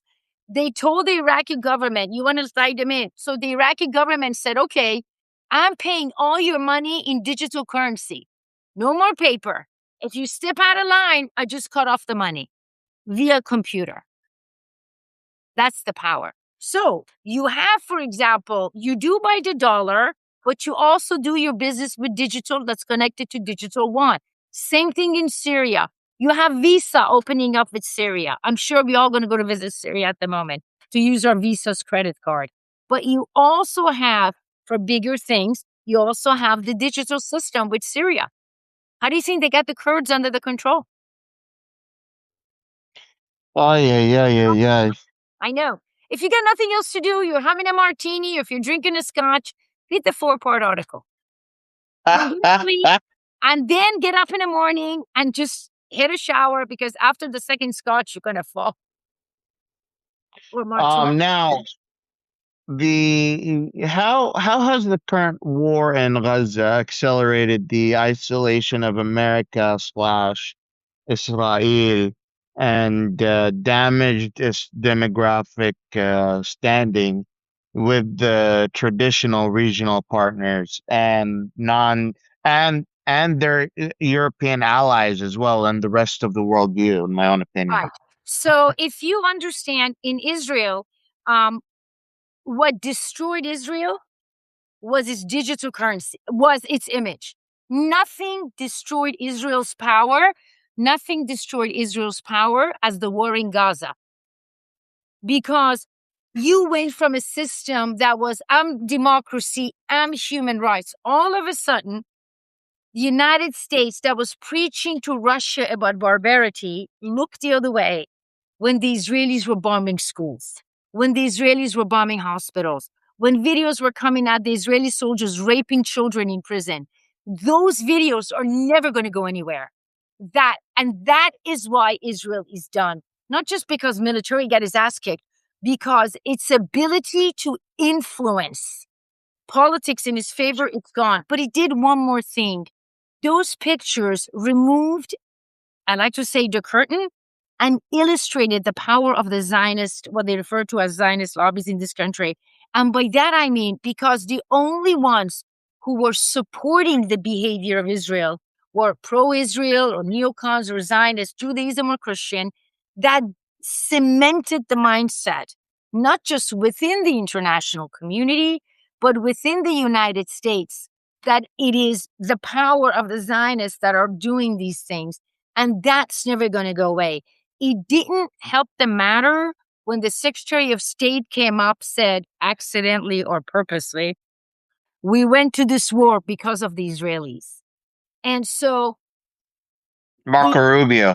right. So Israel would never be the same again. That is why he has lost the war. You ask any Israeli analyst, they will tell you, any person that was from the military, what the radicals have done, we're finished. Because the pictures that are coming out of Israel every single day is documented till end of time. Look, 80 years ago, the Germans said, I mean, there was a German politician who said it perfectly. He says, 80 years ago, we German claimed we didn't know, but you Israelis know. That's the difference. Again, this is recording till end of time. And that has had massive, massive, massive impact on Iran. That is why when you go to social media, that is why when you go to Global South, that is why when you go to Latin America and even European nations, the populations, and in many cases, the leaderships are pro-Iran, the population, because they're like, wait a minute, who started this mess? Who are you to judge? So unfortunately, we are not going to get our reputation back. I think for a generation, we, the United States, because of what has happened in Israel, because these pictures are coming out every day, like second by second by second by second. Look, if you have the pictures of, look what they're doing to the churches, look what they're doing to the statue of Virgin Mary. And so they are not punished for that. South Lebanon, that's right. Right. That's just one, And so those that are they're not punished for that in the United States, and they're given an excuse, sort of like our secretary of, our ambassador saying, well, that's just few. But if Iranian had done that, they would be screaming anti-Semitism. If a Christian had done that to a Jewish son, they would be screaming anti-Semitism. So I think that has destroyed, weakened Israel more than anything else. The Israelis would never be able to remove this one. It's done. And for me, I think the perfect comment was when last show, when I went to Germany, I was sitting in Lufthansa lounge and I was having a well, okay. It doesn't matter what I was drinking. So, doesn't matter what I was drinking. I was having orange juice. Doesn't matter what I was drinking. And she was reading the paper, and she read, she saw I was doing my work, and she says, and she was about my age, and she says, since I was born, they were telling me how terrible we Germans were. Yet they're doing the same thing and they're not being punished. And this was her quote. I swear to God, I want my money back that I gave them. I was like, well, lady, I don't know what to tell you. So that is the problem. And unfortunately, it doesn't represent the people, the Judaic people. These are Zionists, which is not the same as Judaism. People need to understand that. It's not the same thing. And so it has permanently damaged Israel. And as a There result, is anti-Semitism. We're against anti-Semitism. oh, no, that We're is not. what they're doing is what these people are doing. People need to understand what these people are doing. They are Zionists, which is different than Judaism. It's two different things. These people that are committing these crimes are Zionists who believe in, who's like, we could do whatever we want. Well, unfortunately, that's not right. And unfortunately, that is leading to anti Semitism. You have to be against anti Semitism. If you are a Muslim, so who do you pray first to? You're saying Israel's action is the biggest cause of the current modern anti-Semitism in modern It's day. built, absolutely, it's building to that because what you're telling people is that, okay, this is wrong what's happening in Ukraine, but it's okay if I do it in the Palestinian territory. It's wrong if the Iranians do it or the Saudis do it, but it's okay if the Israeli soldiers does it. So it's leading again, but there's again, that is a massive difference between Judaism and Zionism. Judaism is people of the book. You cannot be anti-Semitic if you're an Arab. You can because you're a Semite. How the hell can you be an anti-Semite if you're a Semite? Arabs are Semites. So I'm 8% Jewish. if you're a Semite, you're schlepping around there. The 10 tribes went somewhere. I have explained plenty of times that Arabia and the Arabian Peninsula has a large ethnic Jewish population. It's not Judaic, it's Semitic because a Jewish term only refers to the tribe of Judah. You have Yahudi, which means Yahweh. That's different, which is still, because remember, the term Jew comes from the term of Judah, tribe of Judah. But there were 11 other tribes. So Yahudi means the people of the book, Yahweh. These are what we refer to a modern term as Judaic. So they're all Semite. Therefore, you cannot be anti-Semitic if you're an Arab because you are all Semites. Do you understand? A Jew, in other words, I mean that's a lot. That's a lot to digest, I know. right? Like, There were 12 tribes. 10 went kaput. One went kaput first. The last one was the tribe of Judah. So we are referring to the Jews as the tribe of Judah. But they were Semitic per se, but there were other 11 tribes. So you could be a Semite and a Yahweh. okay, Okay? But you could be a Jew and definitely a Semite, but not necessarily the other way. So you cannot be, look, there is no way you could be, when they say Arabs are anti-Semite, there's no way they could be anti-Semite if they're Semite themselves. Remember, at the end of the day, both faiths came from who?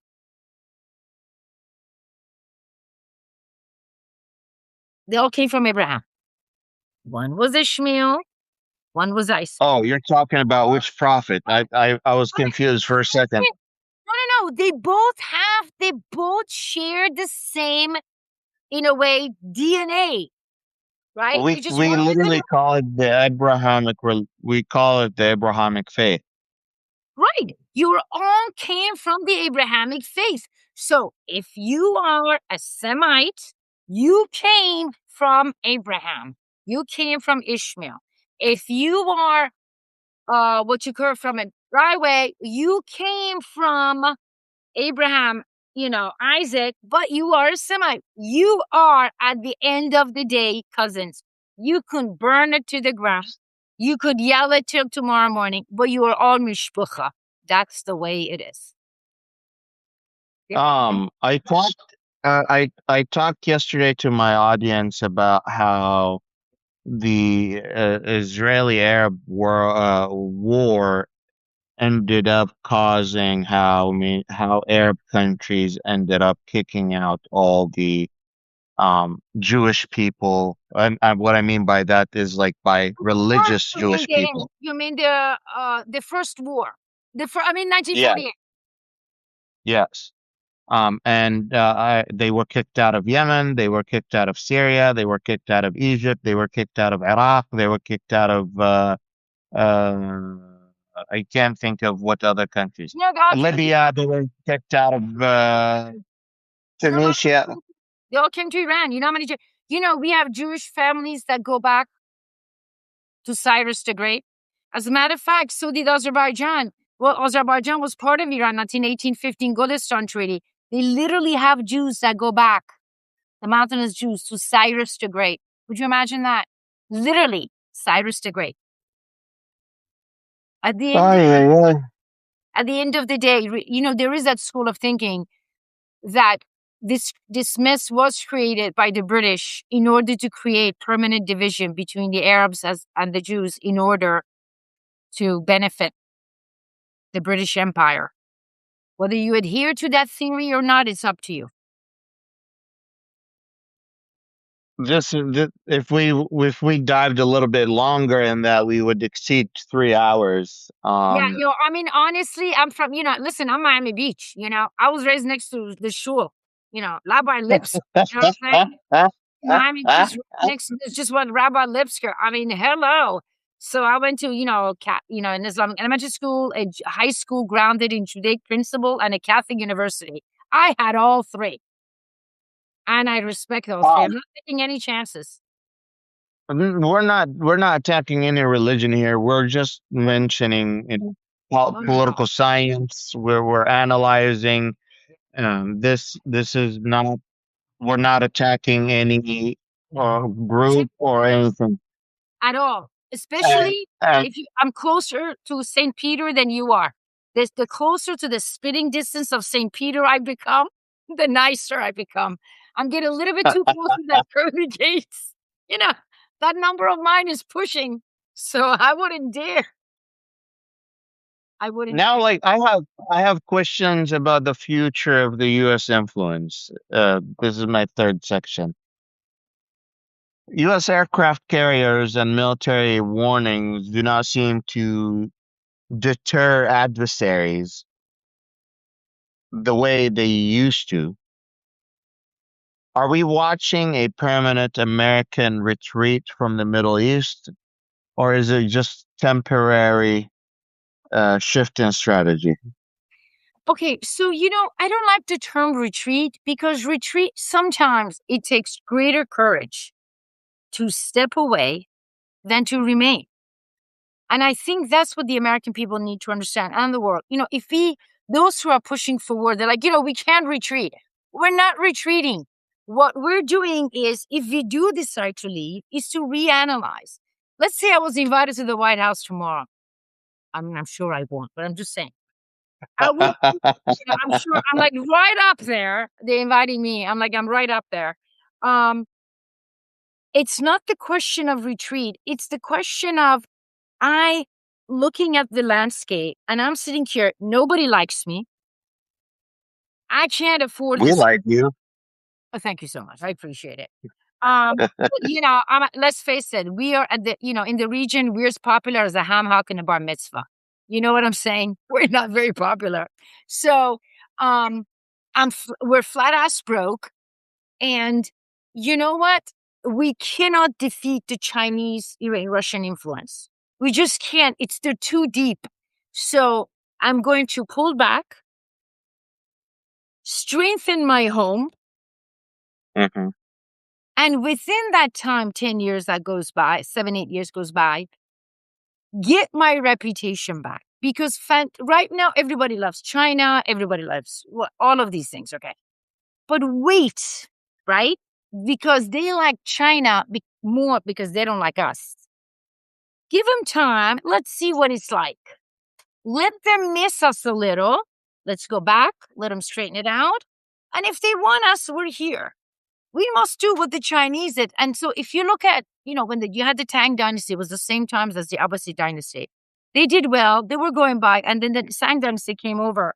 Every time the Chinese dynasties got weakened or smaller, what did they do? They pulled back. They only stayed at few places. They're strengthened. And then they came back kicking ass. Excuse my language. I think that's what we need to do now. Unfortunately for us, it's that I am not sure we know what we want and who we want until we decide, is it the United States that's dictating the power, our future, or is it as is perceived, and it may not be the case, that it is Israel that's dictating our power, our future, our present. That may not be the Well, case. But as an what analyst, my job is to tell you that's how it's being perceived. And that's the problem. So you need to come up with an answer for that first. I feel like what you're telling me is the solution is within the hands of the American people. They can choose. Yes. They can choose to end up making better calls within the next 10 years. Um, I said in previous podcasts that I think the next president should go on like an apology tour, but I think even that is too early. Um, I feel like I feel like there is a lot of work that needs to be done. And the US, it's nothing permanent, but if we continue in the path that we're on, this could become permanent. Yes, absolutely. I think, look, this year, it's 250-year anniversary. We are no different than the Greeks, the Romans, the Persians, the Turks, the Mitannis, the Hittites. You have to understand something about an empires. They all fall. That's the reality. What matters is how long they stay, what legacies they leave behind, and are they willing to come back? Are they able to come back? You have Iran, the golden age of Islam. You had the Achaemenid dynasty. You have the Safavid. It went, it came back, it came back. China is the same thing.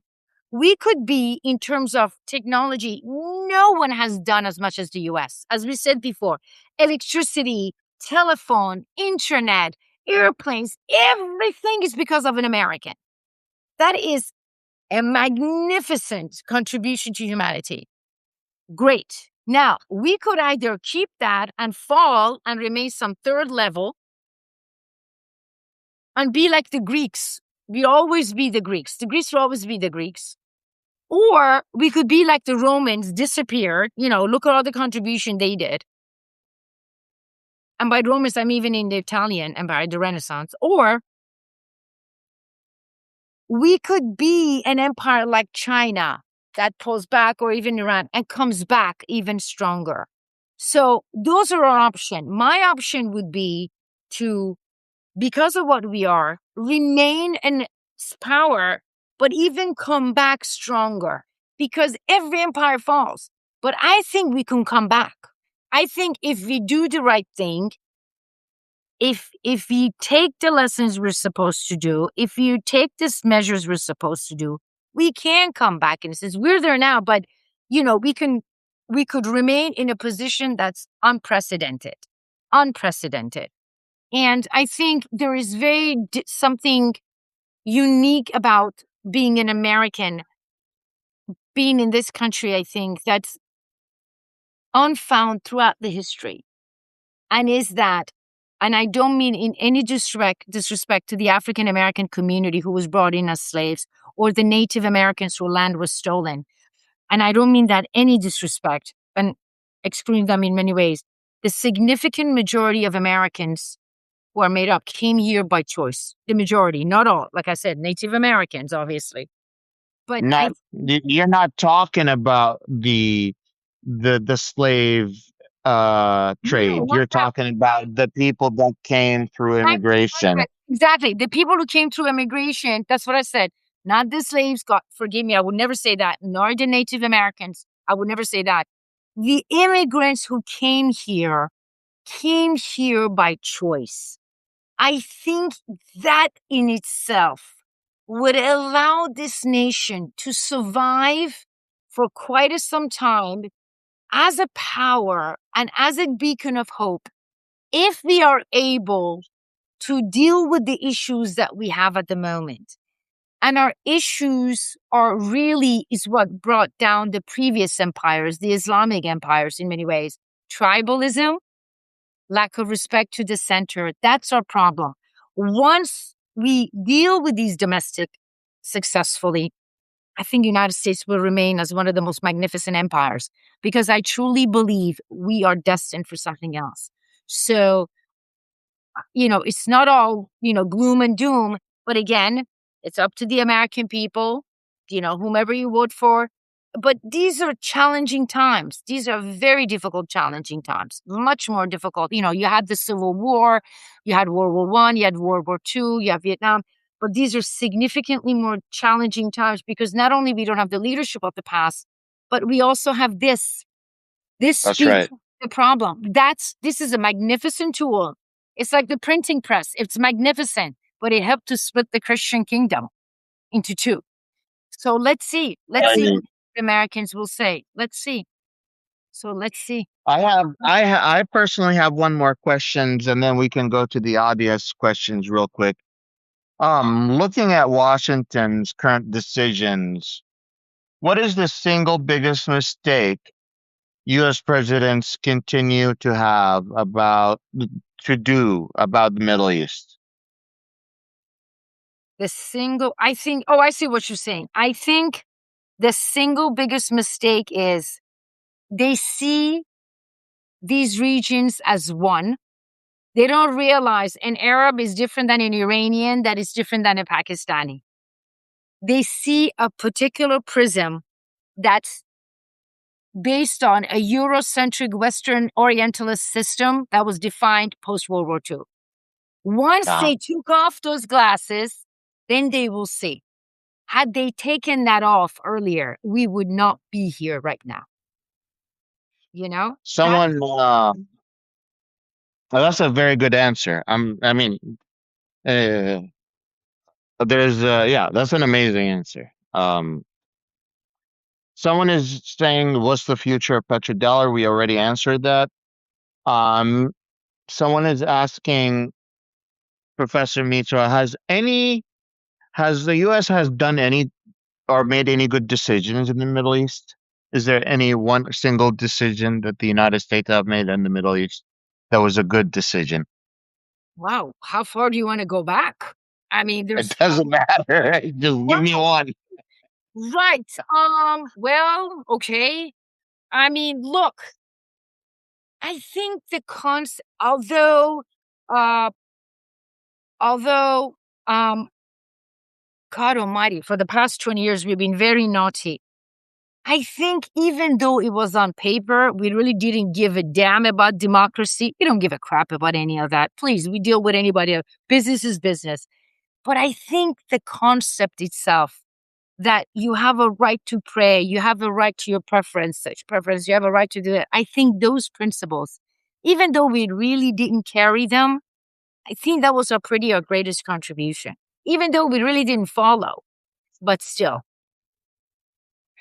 Well, we at least people, human rights activists in the region used to call on these facts, at least when we used to push Right. the rhetoric. So I think that the problem is, I think the region is much more aware now of our past. We were a little bit naughty, with all the coups and everything, naughty, naughty, naughty, you know. Hmm. So they're much more jaded now. The world is much more jaded. Even my own kids, you're like, yeah, right, really, mom, like you expect me to believe that, you know what I'm saying? And just if you're gonna throw a shoot at them, it's not gonna work. But I think um that was one. And again, I do believe if if we do pull back and if we bring certain type of leadership, I don't mean in the presidency, but I mean in the, whether it's in the media, whether it's in the political system, um, we are able to get that back. I think that concept, I remember when I was a child, 1974, everything came from United States, right? Hmm.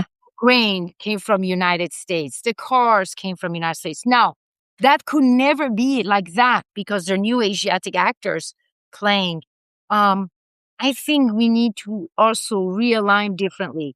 Sometimes you got to sit down with the Russians and the Chinese. You have no choice. Had we sat down with the Russians and the Iranians, we would not have this trio. So If we didn't cut all our diplomatic relations with Iran, we wouldn't be. We would at least have some communications with them. But exactly. we decided to take all of that out long time ago. No one talks about that. But the question is what? Because I think you have to see, because those who advocated, the security of Israel comes first. We can't trust them. And so um I think you are where you are now. The Iranians do not trust us. They're winning the war in ways, not just military, the political war. Um, it is going to be very difficult for the world to um trust us at the moment. I'm trying to get the right words in. Our problem right now is nobody trusts us. No one. That's our problem, bluntly put. I'm not sure how we're going to get it back. Um, yeah, you're not going to get that. That's our biggest problem. I mean, we have so many, but none of our Which problems is are resolved. that's like half of the fight is how trust, right? Like this is without trust, you can't build. Um, Your worth is worthless. Your paper is worthless if you keep breaking all the contracts you fact, do. that's the problem. I think that that's the problem. Why would Iranian trust us? Look, the Iranian gave us a response, right? Um, the Iranian gave us a response, and the response was, um, no, no, no. I want to give me this. I want to go this. The nuclear issue is last. But no matter what we say, they still are not going to trust us. Remember, we assassinated their leader while negotiating, the nuclear negotiator. Then, um, then we assassinated their spiritual leader. There is 80%, if not more, of Iranians who do not trust the United States. They just don't. And I think that is our biggest problem. That is just, with all due respect, it's just that is our problem. I'm not sure how we're going to get anyone to trust us. That's in other words, you've got to give the Iranians a reason, or anyone in Middle East, to trust you. What would be the reason? But they could give it to China because the Chinese and the Russians have never betrayed them. The question I have for you from one of the audience, and that's a great answer. Thank you. One of the audience is asking, you kept mentioning that the United States wanted to turn. By the way, anyone that's leaving a comment in here, because of the glitch I had earlier, I can't read any of the comments. I can't even see the number of listeners that we have at the moment. Um, So I was but trying. if you see any questions that's worth answering, feel free to answer it. There's not a question. This person This, yes. this person is saying is you kept saying that the United States wanted to turn Iran into Syria. What did you mean by that? Look, They're a little confused. look what happened to Syria. Syria is divided, right? We put in the we put in the we opened the border. We allowed the Islamist terrorists to put in, and what did they do? They burned the place up. Our intention was to allow the Kurds of Iraq go into Iran, create a Nordic problem the Kurdish problem. Simultaneously, we were paying the Baluch to rise up. So Iran would be split between the Baluch, between the Kurds, and then the Azerbaijan. Remember when leaks came out about 5 months ago that it was Aliyev of Azerbaijan that allowed Israel to attack Iran? because Israel had told Aliyev that if you let us attack Iran from your territory, and then you could go in, create a border with Azerbaijan, and take half of Azerbaijan. So that would be split. The Kurds would be gone, Israel would be gone. Well, obviously the Iranians understood, and they send a very strong message to Mr. Aliyev, along with Mr. Putin. They just had a little talk with Mr. Aliyev. Naughty, naughty, naughty. You don't want to go there. So they put him in his place. That was their intention. And so when the Iranians saw what they thought was an uprising, but it turned out to be a coup, which they realized that in a week, they realized when the Kurds and the Baluch came in and these people were cutting people heads off like this wasn't about democracy. This was like, it started as an economic issue in Bazaar. Why are you killing people? And why are you blowing up church mosques? Why were they blowing up hospitals? You will watch these videos. The kid went in and they blew the mosque as the kid went in. What does this got to do with freedom? So it became very clear that the panic was like, oh, no, no, no, no, no, no, this isn't right. Remember, the Iranians fought an 8-year brutal war with Iraq. They didn't like war. So Almost when 10 years. It wasn't, it's almost 10 years. 8 years, 8 years more. And so what happened was, and it cost 1 million lives, forget about the handicap. So the Iranians remember that, right? And so when all of this happened, when all of this happened again, it reminded of that. So you have now grandparents who fought in the war, or parents with older kids who fought in the war, because it ended, 19 years, almost 40 years ago. They remember Yeah. that. They got on the streets and they told their children and their grandchildren, this is why we were supporting the government. Now, those children, depending on the age, and those grandchildren are saying, oh my God, we could have been Syria. Azerbaijan could have taken us. The Kurds could have taken us. And by the way, it's not lost on anyone. When the United States came up and said, I'm blocking Strait of Hormuz, the Iranians were laughing because under the PIC alliance, Pakistan, Iran, China, Pakistan created the corridor in which it could get goods through from China to Iran via Pakistan directly. But how were they going to do it? By going through the same Baluchi territory that the US was paying to attack Iran. So the Iranians went to the Baluch and said, look, you want to make money rather than living in filth? They said, sure. So all the goods comes in, they give a cut to the Baluch people. They're making money. They're getting the goods through. But the Iranians said, if you blow up the Mand, if you blow up a trucks, we will come in with the missiles. We're not even going to fight you. You're going to put 3 missiles, take you out.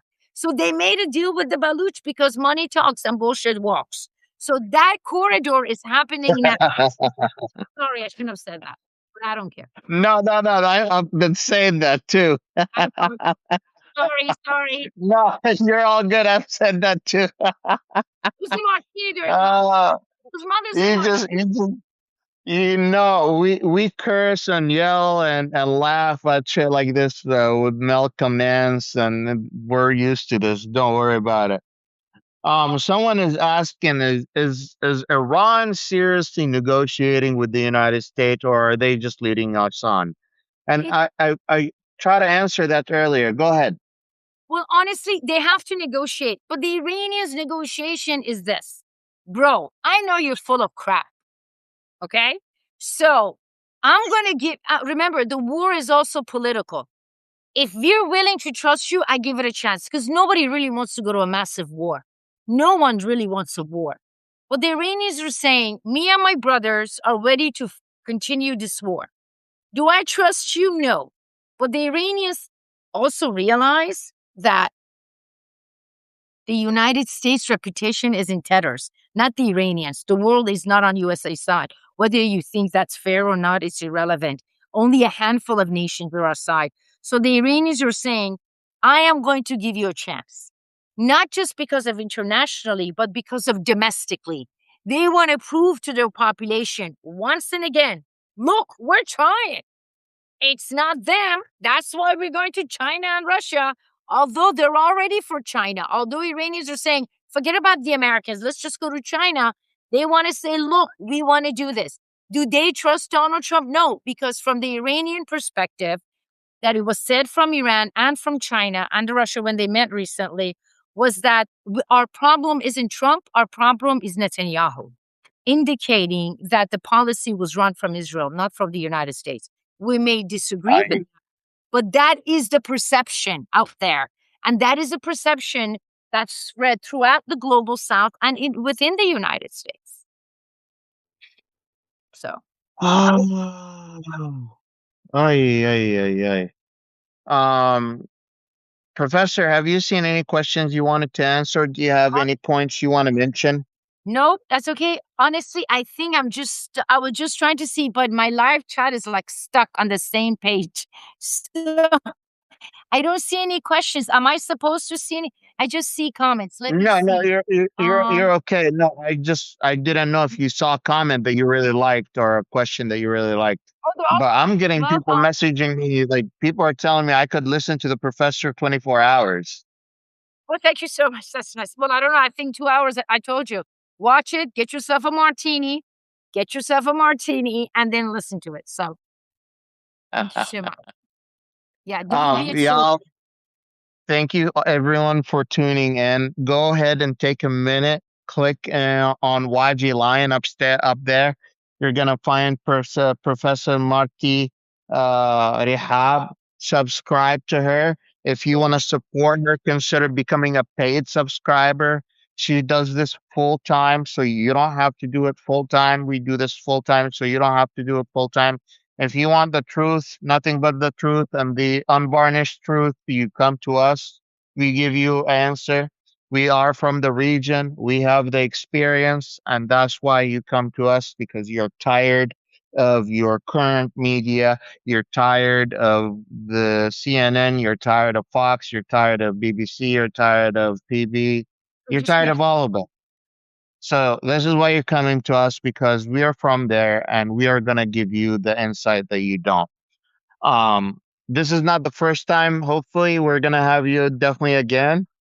if you're willing to put up with me, I would love to come back. If you're willing to put up with Oh, me, we would love to have you back again. I'm sure your audience is like, oh no, no, thank you. She's gotta go. She's gotta go. No, no, we want her to come back. And the audience love you so much. Thank you so much. If you're watching this, guys, on YouTube, go ahead and subscribe to us. Do you have a YouTube channel by any chance, or you don't? I do. It's Asiatic Global Order. Okay. Send me the link for that, and I will give you a collaboration link so we could add it to both of them. And uh, after this, you'll also have a chance to download the live stream, Oh, so you perfect. can also post it anywhere else you want to Thank post you it. so much. I put it on the X and I put it on Substack. It was brilliant. Thank you so much. I had such a I good time. appreciate you so much. Yes, it was pleasure to have you. Again, thank you so much for all of the audience and your amazing question. I hope you learned something from all of this. I was hoping 1 hour, but dang, we went, Yeah. we went 2 hours and 15 minutes. Oh wow. No, well, this just means how much information needs to be pushed out when you are watching the news, right? You are missing the 40 you're missing those 2 hours and you're maybe getting the 15 minutes. If you're You're lucky. not getting, yeah, if you're lucky.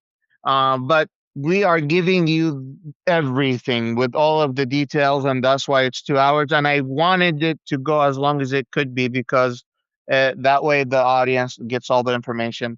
I like to say to the audience, like I always say, مع السلامة, bye bye. وبالإنجليزي goodbye means peace be upon you and goodbye. Take care. Thank you. Thank you so much. Thank you.